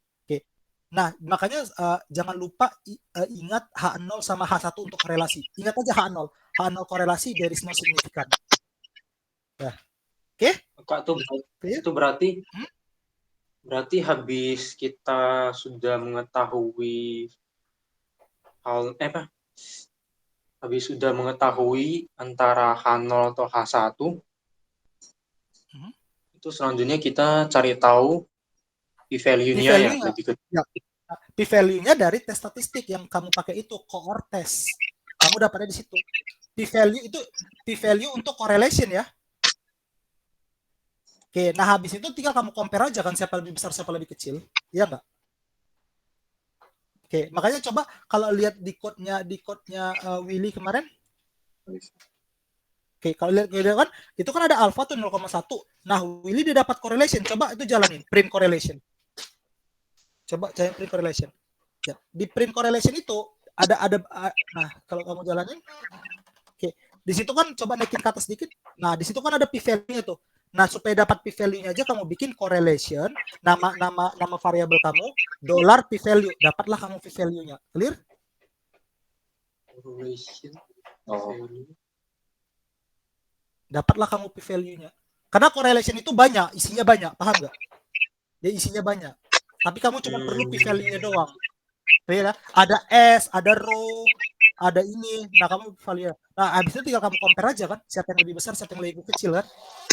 Clear?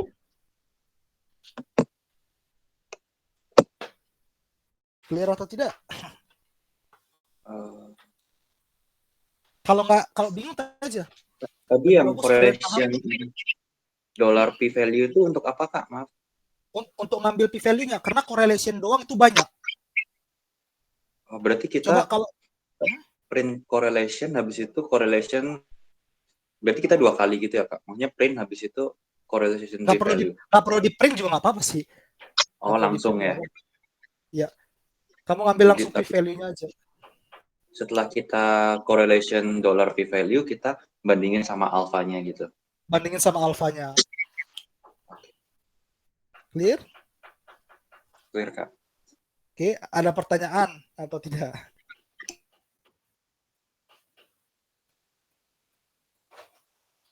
Ada pertanyaan sampai sini?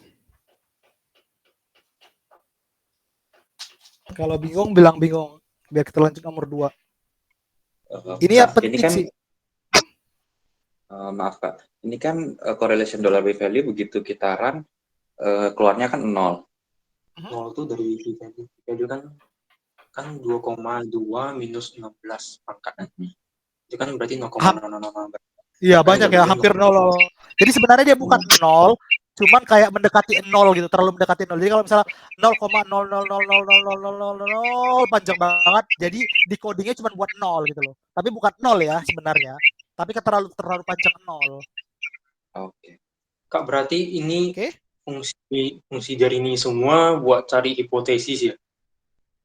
Iya. Nah, kalau waktu Willy sama Jeremy print, kan akhirnya dapat jawaban kan? Coba. Akhir final jawabannya apa? Coba running. Coba running. Oke, running yang if-nya. Coba running if-nya. Oke. Hasil jawaban akhirnya apa? Oke. Coba jawabannya naikin ke atas dikit yang di if-nya apa? Bawah. Coba itu enggak di jawabannya Willy. If-nya aja coba jalanin, yang if else-nya aja. Yang if else-nya coba jalanin. Atau ya naikin ke atas coba. Ya benar. Oke, dapat ya. Jawabannya apa? Reject null hypothesis. There is significant correlation between parameter. Sekarang coba kamu balik ke soal. Kejawab nggak pertanyaannya? Soalnya nanya apa? Nomor 1. Yang di Word. Yang di Word. Word-nya soal teman-teman di Microsoft Word.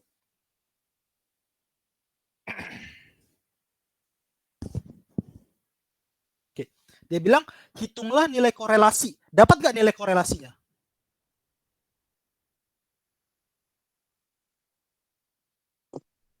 Udah dapat. Dapat ya nilai korelasinya ya? Jawabannya ada hubungan. Oke, nilai korelasinya yang row. Nilai korelasinya itu yang row. Row. Coba lihat waktu Willy ngeprint korelasi. Waktu Willy ngeprint korelasi. Oh, berarti untuk jawab yang soal A tadi itu kita harus print correlation ya untuk dapetin hasil row. Kan dapat ya? Yang bawah, yang 0,9.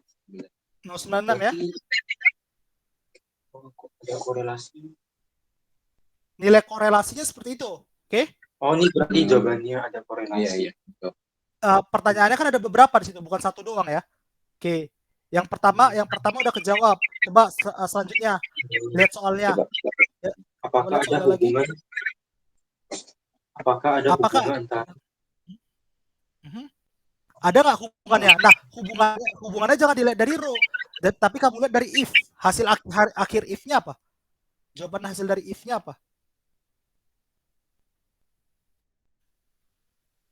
Katanya reject null hypothesis.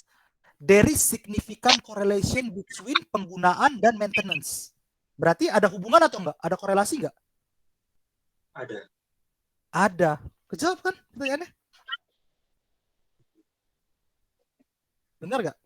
Berarti nanti kamu jawabnya, berarti bisa, kalau mau didetailin bisa, kamu bisa detailin ada hubungan antara lamanya penggunaan mesin setiap minggunya dengan biaya maintenance.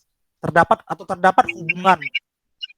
Oke, kamu bisa, kalau mau lebih detail kamu bisa bilang dikarenakan p-value-nya lebih kecil daripada alpha. Bisa kalau mau didetailkan.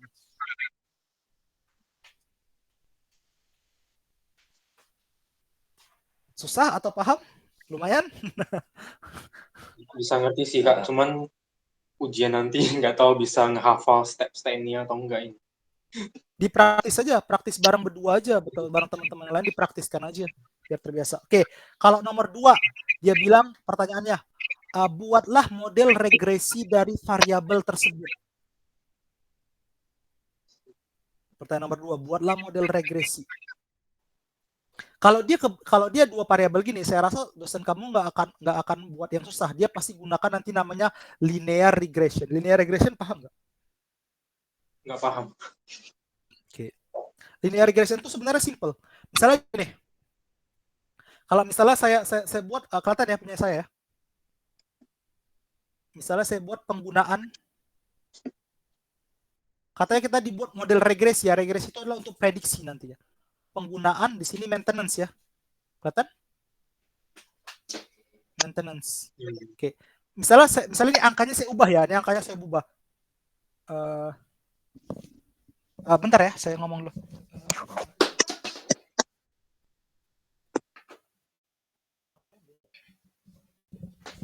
Oke, sorry. Misalnya gini, penggunaannya misalnya, ini saya ubah angkanya ya. Penggunaannya 7, maintenance-nya 6. Penggunaannya 4, maintenance-nya 8. Penggunaannya 5, maintenance-nya 10. Penggunaan 6, maintenance-nya 12. Pertanyaan saya, kalau penggunaannya 7, maintenance-nya berapa kalau saya tanya ke kamu? 14. Tahunnya 14 gimana? Kenapa nggak 15? Soalnya ada kenaikan 2 kali lipat ya. Nah, sekarang kalau misalnya kita coba belajar visualisasinya. Kita belajarkan ya visualisasinya. Misalnya nih ya. Nanti akan belajar linear regression. Linear regression itu nanti adalah membentuk garis prediksi. Oke. Saya buat gini ya. Misalnya ini penggunaan, ini maintenance, oke? Kalau penggunaannya 3, misalnya ini 3 ya, ini 3, 6, 9, 12, 14. Terus di sini misalnya ada maintenance-nya, ada misalnya di sini saya bikin 6, 8, 10, 12, 14. Berarti kalau penggunaannya 3 tadi, titiknya di sini ya. Kalau penggunaannya 3, titiknya 6. Di sini nggak? Di sini. Terus yang di sini tuh ada posisinya di sini kurang lebih. Ini kurang lebih ya saya gambar ya. Yang 3, 6, 3, sorry ini kok 36, sorry. Ini bukan 36, ini harusnya 3, 4 di sini. Ini 3, 4, 5, 6, 7. Oke. Kalau 4 posisinya di 10. 4 posisinya di 10 di sini. Oke. Kalau 6 posisinya di sini. Kalau 7. Oke. Kan datanya nih seperti ini ya. Kalau misalnya teman-teman sadari, ini saya bisa tarik garis nggak? Ya kan? Bisa saya tarik garis nggak? Jadi ini harusnya garis lurus ya. Ini harusnya mereka sama nih. Ini saya hapus aja.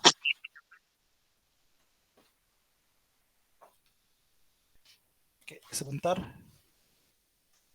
Oke, ini saya giniin dulu lah. Bismillah. Oke. Ini kan berarti mereka posisinya berada di sini ya. Ups. Kok warna hijau lagi sih? Wait. Kan posisi mereka gini nih. Oke. Sekarang ini saya ambil warna hijau. Berarti kan posisinya di sini nih, ada di sini. ada di sini, ada di sini, ada di sini. Kenapa tadi saya tanya? Waktu saya tanya Willy atau Jeremy bisa jawab 7-14. Alasannya kenapa? Soalnya Kenapa kalau Willy tahu? dari yang atas itu kan 6 jadi 8, 8 jadi 10, 10 jadi 12.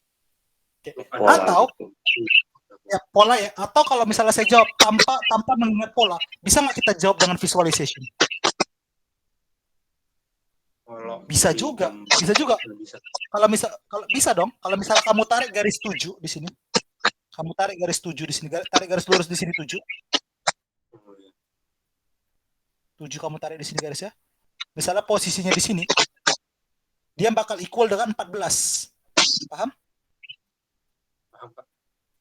Ya, nah, jadi garis prediksi ini, garis lurus ini adalah hasil prediksi yang dibuat oleh salah satu namanya linear regression. Clear? Yang which is kalian pelajari di sekolahnya kalian. Paham?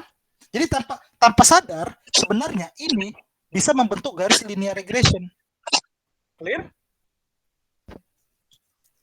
Sampai sini clear ya? Oke. Nah, gimana cara melakukannya? Coba balik ke codingnya. Sekarang kita lakukan untuk mengcodingnya. Datanya udah ada belum? Kita kan menggunakan penggunaan sama ini ya. Datanya udah ada atau belum? Datanya Udah ada? Udah dibuat penggunaan sama maintenance? udah ada. Oke. Nah, sekarang kamu butuh nanti pernah dosennya jelaskan pakai LM nggak? LM. LM. LM. Jujur kurang tahu sih. Soalnya di kelas Biasanya agak ini sih. Oke, di kelas LM. aku nggak LM. terlalu Oke, kita nanti di sini pakai. Kayaknya ada sih, Kak. Yap, ada soalnya saya udah ngecek kok. Nanti kita di sini pakai LM ya. Nanti kita masukkan datanya. Jadi nanti kita masukin di sini datanya, data penggunaan sama maintenance. Oke, caranya gimana? Nah, oke, saya kelupaan. Rumusnya ini apa? Rumusnya linear regression apa? Rumusnya linear regression. Tahu nggak rumusnya linear regression? nggak tahu, Kak. Rumusnya linear regression itu sama dengan mx atau ax plus b. Oke? Ax plus b. Oke? Nah, sekarang ini kamu pengen dapat rumus untuk menghitung penggunaan sama rumus untuk menggunakan maintenance. Oke? Ini agak sedikit banyak dipelajari ini. Oke, coba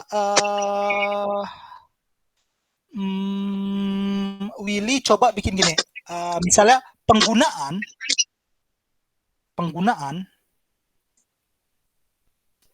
sama dengan jangan penggunaan deh, atau misalnya rumus penggunaan atau apa sih, atau terserah, tapi jangan karena kamu udah pakai penggunaan di atas. Rumus penggunaan sama dengan kamu pakai LM. Jadi kalau ada pertanyaan dosen tentang regression pakainya LM, oke? Nanti kamu masukin di sini, misalnya di sini kamu pakai penggunaan, kamu bikin penggunaan,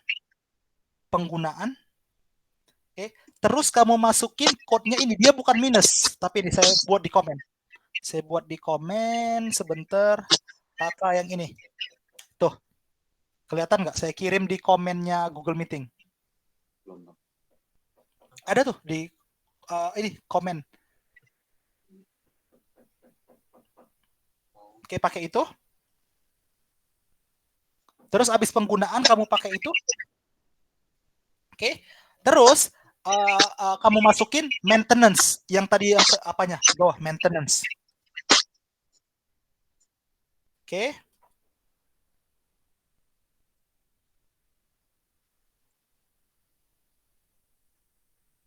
Oke. Oke, coba kamu abis itu tinggal coba Willy jalanin.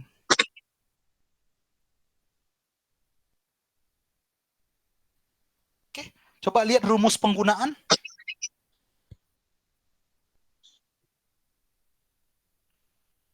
Coba jalanin rumus penggunaan. Tulis aja di bawah lagi. Tulis aja di bawah lagi rumus penggunaan.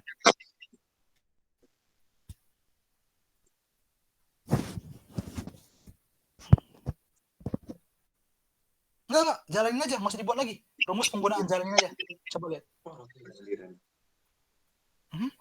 Oke. Kelihatan ya? Oke. Nah, sekarang gimana Kak? Ini cara rumusnya. Berarti gini, pengguna rumus linear regression tadi apa? AX plus B ya. Nah, berarti di sini simpelnya rumus penggunaan sama dengan ini kamu bikin dalam apa aja? Dalam tagar aja. Dalam tagar bikinnya dalam tagar. Buat tagar ya di awal. Di awal. Sebelum huruf tapi di atas ya. Di 149 buat di 149. Di 149 di awal bikin tagar. Line 149. Line 149. Sebelum huruf R.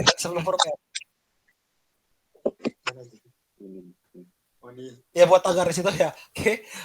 Rumus penggunaan sama dengan Nah, ingat ya rumusnya AX plus B. Berarti penggunaan itu rumusnya adalah 0,898.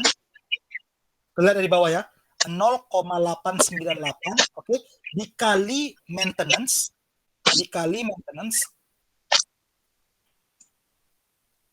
oke, ditambah tapi itu yang minus ya, berarti dikurang ya. Kan itu yang minus ya, minus 5815. Minus 5815. Dikurang 5815.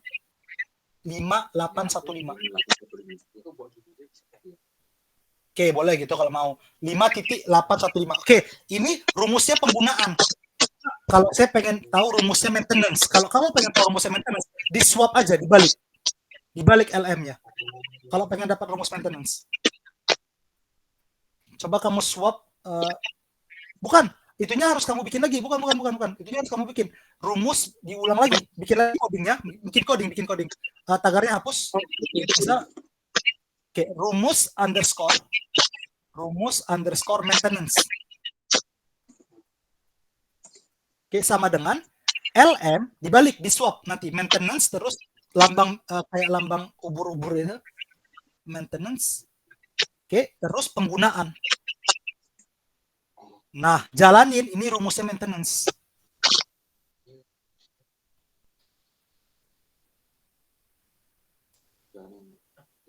Jalanin terus lihat hasilnya nanti. Nah, lihat hasilnya, dapat ya? Kalau rumus coba jalanin rumus maintenance biar kelihatan rumus maintenance, ya. Ditulis lagi.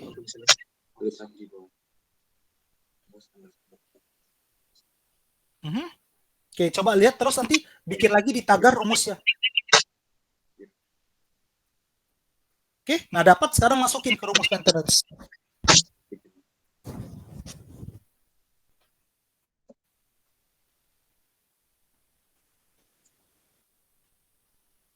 Sama dengan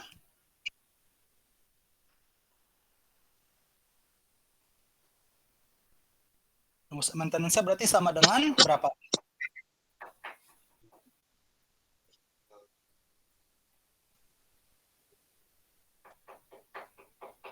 Awas kebalik-balik ya, rumus penggunaan rumus maintenance itu awas kebalik-balik. Rumus maintenance yang di bawahnya.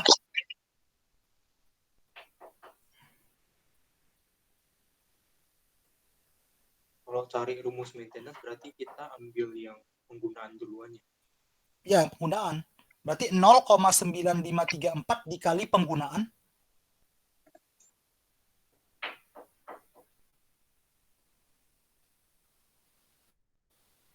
Ditambah. Oke. Jadi ini jawaban nomor 2. Kan di nomor 2 saya buatlah model regressi, ini modelnya.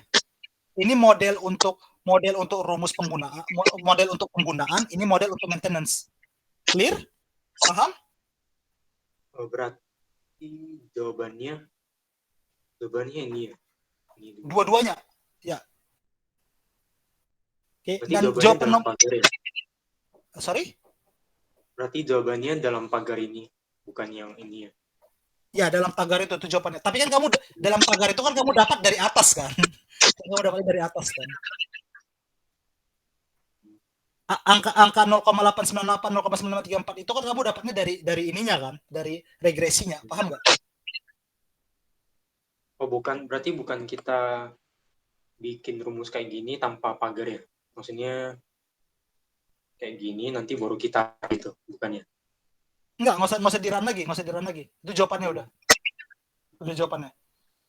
Karena dia cuma minta model. Nah, nanti ini menjawab pertanyaan nomor 3. Sekarang pertanyaan nomor 3 coba jawab. Coba nomor 3 baca soalnya.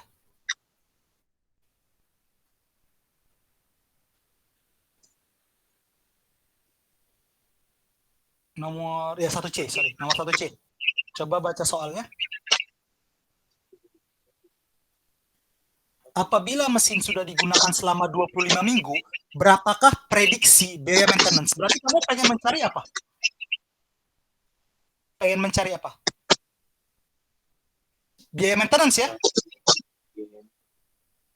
Pengen cari biaya maintenance nggak? Iya, benar. Biaya maintenance sudah dapat. Kamu kan udah punya rumusnya. Tinggal masukin aja angka penggunaannya berapa. Iya nggak?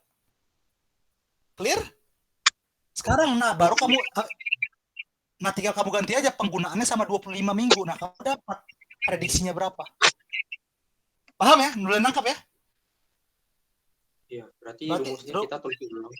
Rumusnya tulis 0,9534. Penggunaannya berapa di soalnya? Ada berapa? 25 minggu ya?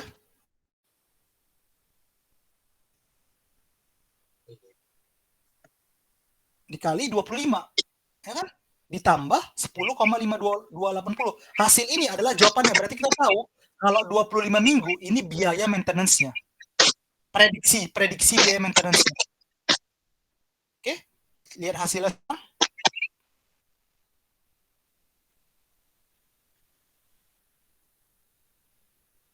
Dapat ya? Itu prediksi biayanya 34,363. Clear? Paham? Susah? Gampang? Nah, terus biasanya kalau kita mau tampilkan hasilnya kan kita pakai print, buka kurung, Print rumus. Oh, boleh ya? Rumus matematika. Boleh. Kalau pakai print juga nggak masalah.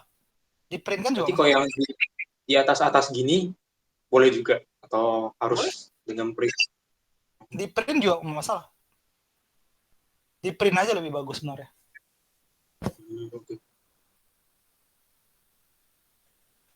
Oke. Clear ya? Jadi nomor 2 kamu disuruh buat modelnya, nomor 3 kamu disuruh buat prediksi. Jadi kalau nomor yang 1C itu Willy sama Jeremy nggak akan bisa jawab kalau nggak menyelesaikan nomor 1B, paham nggak? Jadi itu berurutan. Jadi kalau 1A dia nggak ada hubungan dengan BC, 1D juga dia nggak ada hubungan. Tapi kamu nggak bisa ngerjakan nomor C kalau kamu belum buat nomor D.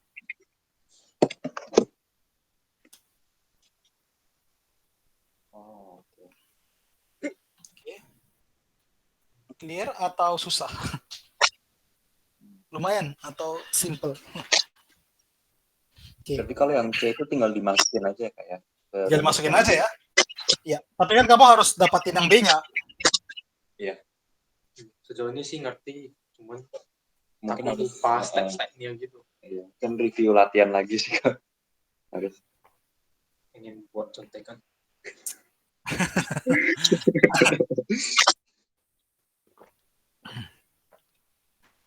Oke, nomor D. Dia bilang, lakukan pengujian menggunakan alfa. Oke.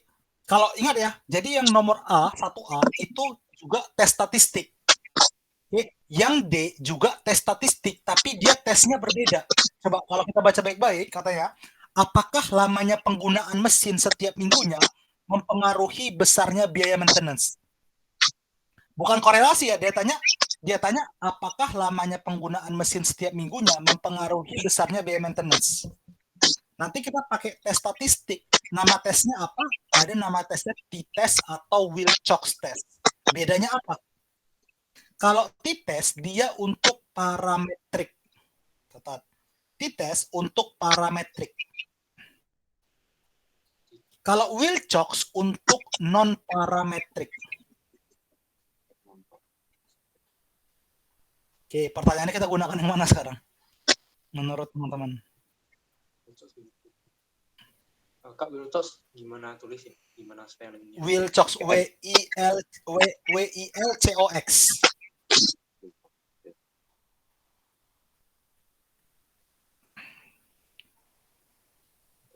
Wilcox bukan untuk Ya, Wilcox. Non parametric.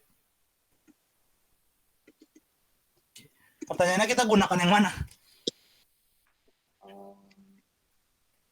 Kita gunakan t-test atau Wilcox? T-test ya, Kak. Kenapa pakai t-test? Karena kita ini parametrik. Emangnya tadi datanya Willy parametrik? Tadi Willy udah ngecek belum? Kan udah ngecek di awal ya 1A. 1A Willy Pak. Jawabannya apa? There is significant tadi. Oke, bukan. Coba balik lagi ke 1A. 1A itu kamu pakai apa? Pearson atau Spearman? Pakai Yang ini Kak, berarti yang satunya. Oke, yang 1A kamu pakai Pearson atau Spearman? Spearman ya. Spearman. Kenapa Willy pakai Spearman? Kenapa nggak Pearson? Karena dia ini fail to reject ya. Nope, alasannya bukan itu. Kenapa tadi gunakan Spearman? Dia bukan normal distribution. Yes, karena dia bukan normal distribution. Kalau bukan normal distribution, dia parametrik atau non parametrik? Non parametrik. Dia non parametrik ya. Kalau andai kata tadi waktu kamu cek visualisasi parametrik, kamu pakai apa? T-test. Oh, enggak, yang ini nomor satu. Spearman atau Pearson? Kalau misalkan apa, Kak? Kalau misalnya dia tadi normal distribusi keduanya. Kalau misalkan normal distribusi, pakainya yang parametrik, yang t-test. Bukan, ini untuk korelasi. Untuk korelasi kamu pakai Pearson atau Spearman? Kalau Pearson. Oke, Pearson dia kenapa kamu pakai? Jadi parametrik, kalau parametrik itu dia normal distribution. Clear? Kalau non parametrik ya dia tidak normal distribution. Nah, ketika kamu lihat visualisasi dia nggak normal distribution, makanya kamu pakai Spearman. Balik lagi ke question 1D. Sekarang 1D, kamu udah tahu data kamu ya, data kamu nggak normal ya, berarti kamu pakai apa? Pakai Wilcox. Wilcox ya. Nah, kenapa? Karena kamu tahu datanya kamu tidak normal. Dia bukan normal distribution, makanya kamu pakai Wilcox. Clear? Paham? Clear. Alfanya berapa? Catat langsung alfanya. 0,1. 0,1. Oke, nah sekarang tadi kan punya hipotesis, tapi tadi hipotesis untuk korelasi. Nah sekarang hipotesis untuk Wilcox. Hipotesis untuk Wilcox adalah bisa dicatat, there is no difference.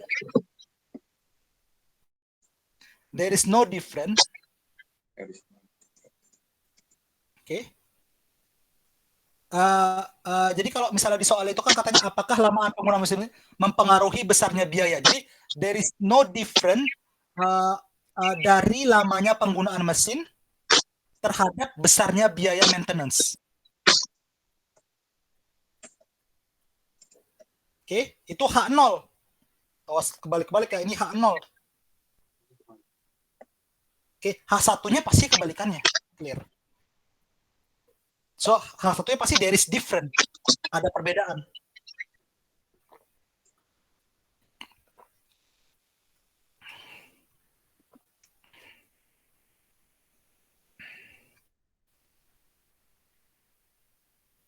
Oke. Sekarang kamu misalnya bikin parameter, misalnya nama parameternya misalnya number day atau terserah deh, number day sama dengan atau apa deh, terserah nama variabel, bikin suatu nama variabel. Oke.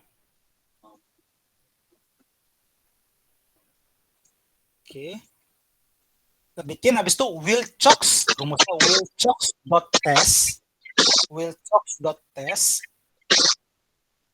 Oke, buka kurung, masukin variabelnya misalnya maintenance. Oke, Sebentar, saya pengen buka dari dosennya kamu sebentar. Karena takutnya saya kasih salah parameternya terlalu advance. Saya kasih parameter yang simple aja. Sebentar. Saya buka dulu dari dosennya kamu. Sebentar, Will Chocks harusnya di sini ada. Oke, kita ikutin dosennya kamu aja. Masukin dulu willchocks.test. Oke, kamu masukin maintenance, koma penggunaan. Dibalik juga nggak masalah sih. Dibalik juga nggak masalah. Ya, penggunaan maintenance juga nggak masalah. Nggak masalah. Oke, terus kamu bikin, oke, udah, itu aja. Oke, jalanin. Terus cek lamanya penggunaan. Penggunaan ada nggak itu? Katanya nggak ada ininya. Udah kelihatannya penggunaan. Itu coba jalanin penggunaan, typo mungkin.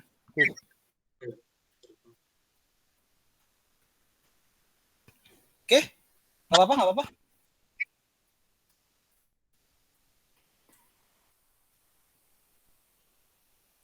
Terus lihat, yep. Dapat nggak? P-value-nya berapa? 0,088. Oke, kalau cuma ngambil P-value-nya doang gimana? Kalau ngambil P-value-nya doang.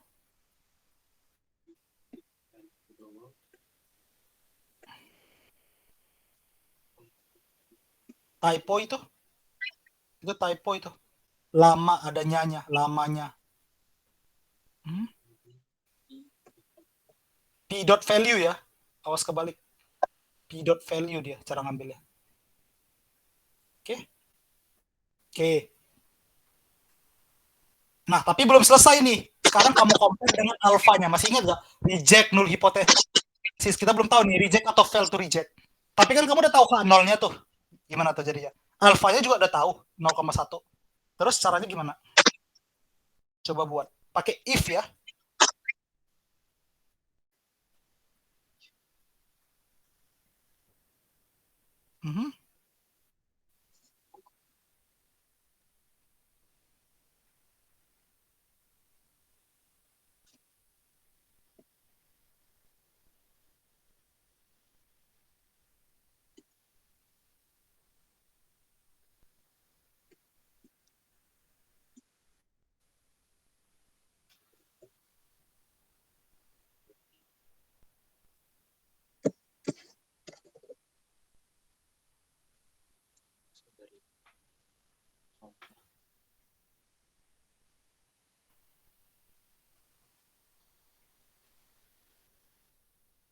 Oke, kalau dia lebih besar dari alfa, apa yang terjadi? Ini alfanya harus kita ketahui dulu ya. Iya, pasti dosennya ngasih. Alfa pasti dosennya ngasih. Kalau dosen yang nggak ngasih, biasa pakainya 5%. Kalau dosen yang nggak ngasih. Kalau ini harus ditulis ya, Kak? Iya dong. Biar Kalau lebih besar apa? Keputusannya apa kalau lebih besar?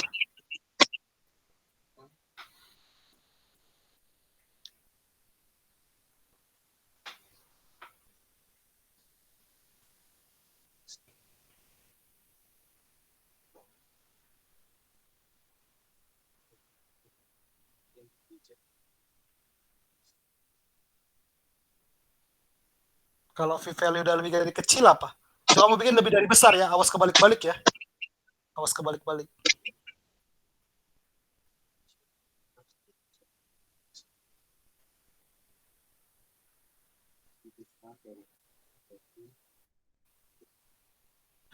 Nice.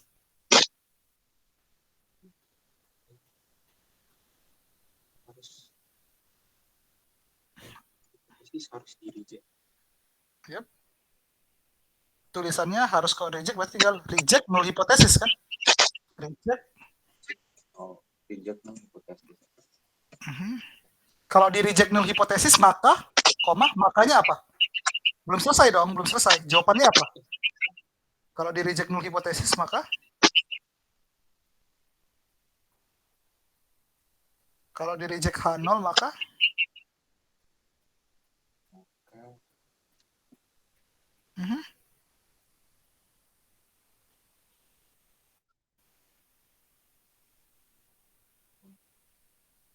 maka ini Garis signifikan. Bukan, itu untuk korelasi. Kan kamu itu kan tadi H0-nya, H0 dan H1 Oh, korelasi. there is no different dari lamanya penggunaan mesin ya. There is no different atau there is different. Awas kebalik-balik. Kamu reject loh, kamu tolak H0. reject berarti. Oh, there is different dari lamanya. Benar. Oh, Karena dia reject H0 jadi H1 ya, Pak. Ya benar. Kalau kita reject ya namanya kita tolak ya pasti jawabannya kan. Jadi jangan Willy ambil H0-nya korelasi, itu beda cases ya. Jadi tiap tes statistik dia punya H0 H1-nya sendiri-sendiri, paham? Oke, jadi jangan diambil H0-nya korelasi karena itu beda cases. Kak, ini berarti kalau H0 itu jawabannya itu selalu no ya, dari no. Belum tentu. Harus kamu ingat itu. Itu lama-lama terbiasa sih. Kalau saya kan udah kerja sama udah apa, jadi saya ingat semua gitu ya. Itu harus kamu ingat. Kalau H0 untuk korelasi ini, H0 untuk Wilcoxon test ini, itu harus ingat.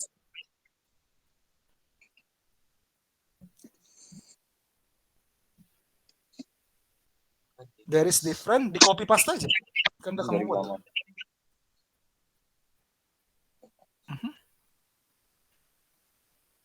Oke.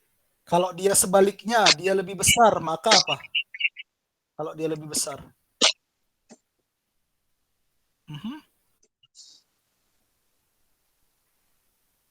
Buka kurung, kurawal ya.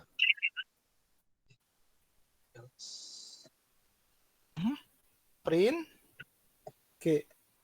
Dia fail to reject dia berarti. Dia fail to reject. Harus ditulis dulu. Fail to reject. Gagal menolak H0.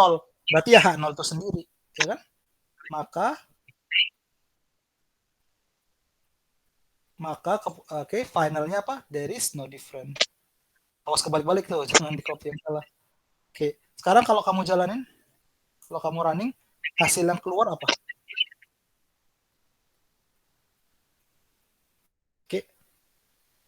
Reject, there is different, ada perbedaan dari lamanya penggunaan mesin terhadap NAS.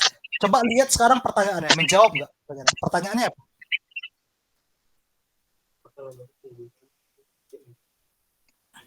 Apakah lamanya penggunaan mesin setiap minggunya mempengaruhi besarnya biaya maintenance? Jawabannya?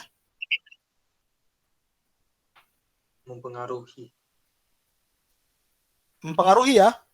Berarti kamu bisa jawab mempengaruhi. Terdapat pengaruh karena adanya perbedaan dari lamanya penggunaan mesin terhadap biaya maintenance.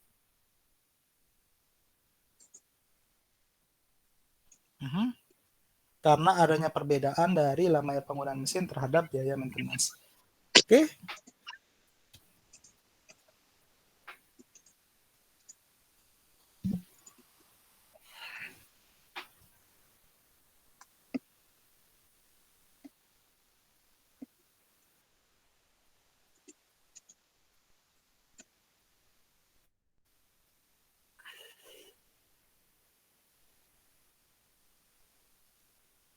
Oke.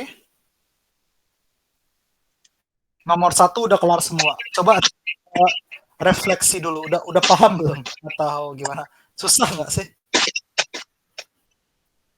Susahnya di hafalin rumus sama stepnya sih, Kak. Iya, step by stepnya sih, Kak. Step by step ya. Oke. Iya. Emang harus latihan sih emang. Emang nggak ada idea lagi. Kalau saya kan mungkin saya coming dari background IT ya, jadi saya udah terbiasa dengan hal ini. Tapi teman-teman datang backgroundnya apa? IT atau background jurusannya apa? Finance sih, Kak. Tapi accounting finance. Tiba-tiba suruh belajar ini. Tapi finance itu udah populer sih pakai IT. Kalau di Eropa sih finance itu udah memakai bahasa pemrograman memang rata-rata. Jadi teman-teman sebenarnya mau tidak mau bakal ngarah ke sana sih. Jadi sama sebenarnya kayak dulu teman-teman tuh kalau misalnya kita belajar ya. Teman-teman dulu kalau zaman dulu banget mungkin finance-nya belum ada kalkulator. Nah, sekarang udah ada kalkulator. Nah, sekarang teman-teman udah mulai maju lagi. Finance-nya itu udah pakai bahasa pemrograman. Jadi sebenarnya real life-nya ya, real life di dunia nyatanya. Saya juga sempat jelaskan itu sama Indra sih, sama Putu. Di real life tuh anak finance tuh sangat sebenarnya bagus banget kalau kalian bisa bahasa pemrograman karena itu tools sih sebenarnya, tools banget. Jadi kalau kalau misalnya kalian ibarat nih, kalian ada lomba hitung-hitungan ya, ada lomba hitung-hitungan. Jadi kalau misalnya kalian lulus finance doang, kalian cuma tahu cara menghitung. Tapi kalau kalian lulus finance dengan bisa bahasa pemrograman itu seperti kalian tahu cara ngitung-hitungan tapi megang kalkulator. Jadi lebih cepat gitu loh. Nanti pengaruhnya besar banget sih, baik di dalam dunia kerja atau di dalam dunia lainnya. Saya rata-rata ngelihat finance sekarang sih banyak yang pakai bahasa pemrograman sebenarnya, kecuali teman-teman baliknya nanti ke akuntan. Tapi kalau lebih kayak finance perusahaan, karena saya kerja di perusahaan besar nih, besar lah, kayak Setara Unilever gitu. Jadi perusahaan saya kayak Setara Unilever gitu, gede. Jadi bagian finance-nya pun kita main coding sebenarnya. Jadi ya teman-teman ya terbiasa nggak terbiasa bakal ke arah ke sana sih. Jadi menurut saya sih worth it sih kalau teman-teman belajar bahasa pemrograman, karena ya dunia IT itu nggak bakal hilang sih, nggak bakal habis. Jadi satu lagi mungkin untuk teman-teman, kalau misalnya teman-teman ini udah belajar ya R ya, kalau bisa ilmunya jangan dihilangin, karena menurut saya sayang banget kalau teman-teman hilangin ilmu yang teman-teman pelajari di bahasa pemrograman. Bagus teman-teman belajar sedikit-sedikit, nanti guna banget kok, percaya deh, itu guna banget di real life, di tempat kerja atau di perusahaan asing segala macam tuh jauh banget nanti bakal digunakan bahasa pemrograman. Sayang kalau misalnya nggak dipelajari lebih dalam. Satu lagi, kalau kayak saya nih, background saya nggak full IT sih teman-teman. Jadi kalau mungkin teman-teman mikir, wah saya datangnya dari IT. Saya memang data scientist, memang bidang IT. Tapi saya kuliahnya bukan bidang pure IT. Jadi di saya itu sebenarnya IT-nya itu campur, IT transportasi sebenarnya. Jadi saya sebenarnya apa ya, saya sub bagian saya itu transportasi. Teman tahu mobil Tesla nggak? Pernah tahu mobil Tesla nggak? Iya. Mobil Tesla itu kan dia otonomus ya, jadi dia bisa mengendarai sendiri ya. Pertanyaannya gimana sih mobil Tesla itu bisa mengendarai sendiri? Karena dia men-scan secara coding, dia men-scan apa yang ada di depannya. Itu pakai coding teman-teman. Dia pakai coding, jadi motornya mencoba men-scan apa yang ada di depannya. Nah, jadi disertasi S3 saya itu tentang kayak mobil Tesla itu. Nah, jadi sebenarnya bagian saya di transportasi, tapi saya pakai IT sebagai tools. Jadi sebenarnya sama kayak teman-teman di finance, teman-teman nanti kalau advance, teman-teman bisa pakai IT sebagai tools yang sangat hebat gitu. Jadi menurut saya worth it dipelajari, tapi ya balik lagi ke kalau memang teman-teman tidak suka bahasa pemrograman ya nggak bisa dipaksain sebenarnya. Oke. Kalau kakak mendalaminya biasanya gimana kak? Maksudnya kalau misalkan secara mandiri gitu? Sebenarnya bahasa pemrograman ya, saya kasih tips trik ya.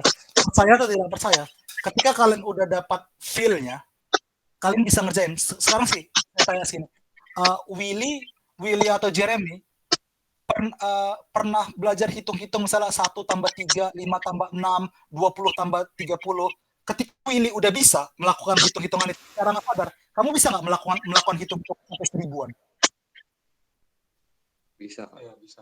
Ya, secara nggak sadar. Padahal waktu kamu SD, kamu cuma belajar 1 tambah 3, 5 tambah 6. Tapi secara nggak sadar, itu membentuk bahkan kamu bisa nah, coding itu sebenarnya kayak gitu. Ketika kalian udah dapat feel-nya, itu gampang, sebenarnya gampang. Sampai kalian dapat feel fundamentalnya aja, sebenarnya udah gampang ke depannya. Kalian bisa cari sendiri jawabannya. Kalian bisa cari sendiri sebenarnya, oh ini dari sini, oh ini kayak gini, oh ini kayak gini ya. Coding itu seperti itu sebenarnya. Jadi scary-nya di awal lagi, setelah bisa itu ya bisa. Jadi kayak ketika kalau kalian udah bisa hitungan, ya udah bisa hitungan udah. Simple itu sebenarnya. Cuman ya tetap harus praktis di awal ya. Dulu saya makan hampir 2 tahun gitu. Itu udah lama banget saya sampai belajar machine learning, prediksi, deep learning, tapi ya setahun 2 tahun saya tekunin. Tapi sudah saya jalan terus sih. Dan menurut saya kalau IT itu bakal ngantarkan teman-teman ke easy pekerjaan sih di dunia sih. Satu lagi untuk motivasi teman-teman, saya saranin kenapa belajar IT. IT itu kerjanya remote teman-teman. Paling banyak pekerjaan remote itu cuma IT. Teman-teman nggak bertanya kenapa sih saya bisa ngajar teman-teman? Saya ini kerja loh. Saya kerja di perusahaan besar, tapi saya masih bisa ngajar teman-teman di jam kerja karena saya kerjanya remote. Saya kerja dari rumah. Saya nggak perlu datang ke perusahaan saya. Kalau misalnya teman-teman kerja, bayangin deh kalau teman-teman kerja biasa, teman-teman harus datang, teman-teman harus naik mobil atau motor ke perusahaan, terus ke datang perusahaan, terus baliknya jam 5 sore. Kalau saya enggak, saya bisa datang kapan aja saya mau ke perusahaan. Karena saya kerjanya full remote, full online. Jadi teman-teman caranya dapat privilege-nya banyak banget. Teman-teman bisa ngisi waktu kosong. Misalnya saya selalu bilang gini, kalau teman-teman kerja di kantor, teman-teman terus udah selesai kerjanya di kantor. Emang teman-teman bisa baring di kantor? Emang bisa tidur-tiduran di kantor? Emang bisa makan chips di kantor? Emang bisa nonton Netflix di kantor? Karena bisa kan? Ada bos ya. Kalau di sini kalau saya udah selesai kerjaan saya bisa nonton Netflix, saya bisa tidur. Ya kan? Karena kan saya kerjanya remote, kerjanya online.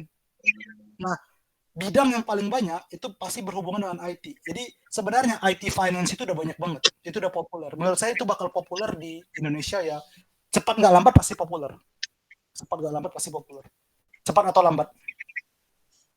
Oke? Clear? Oke.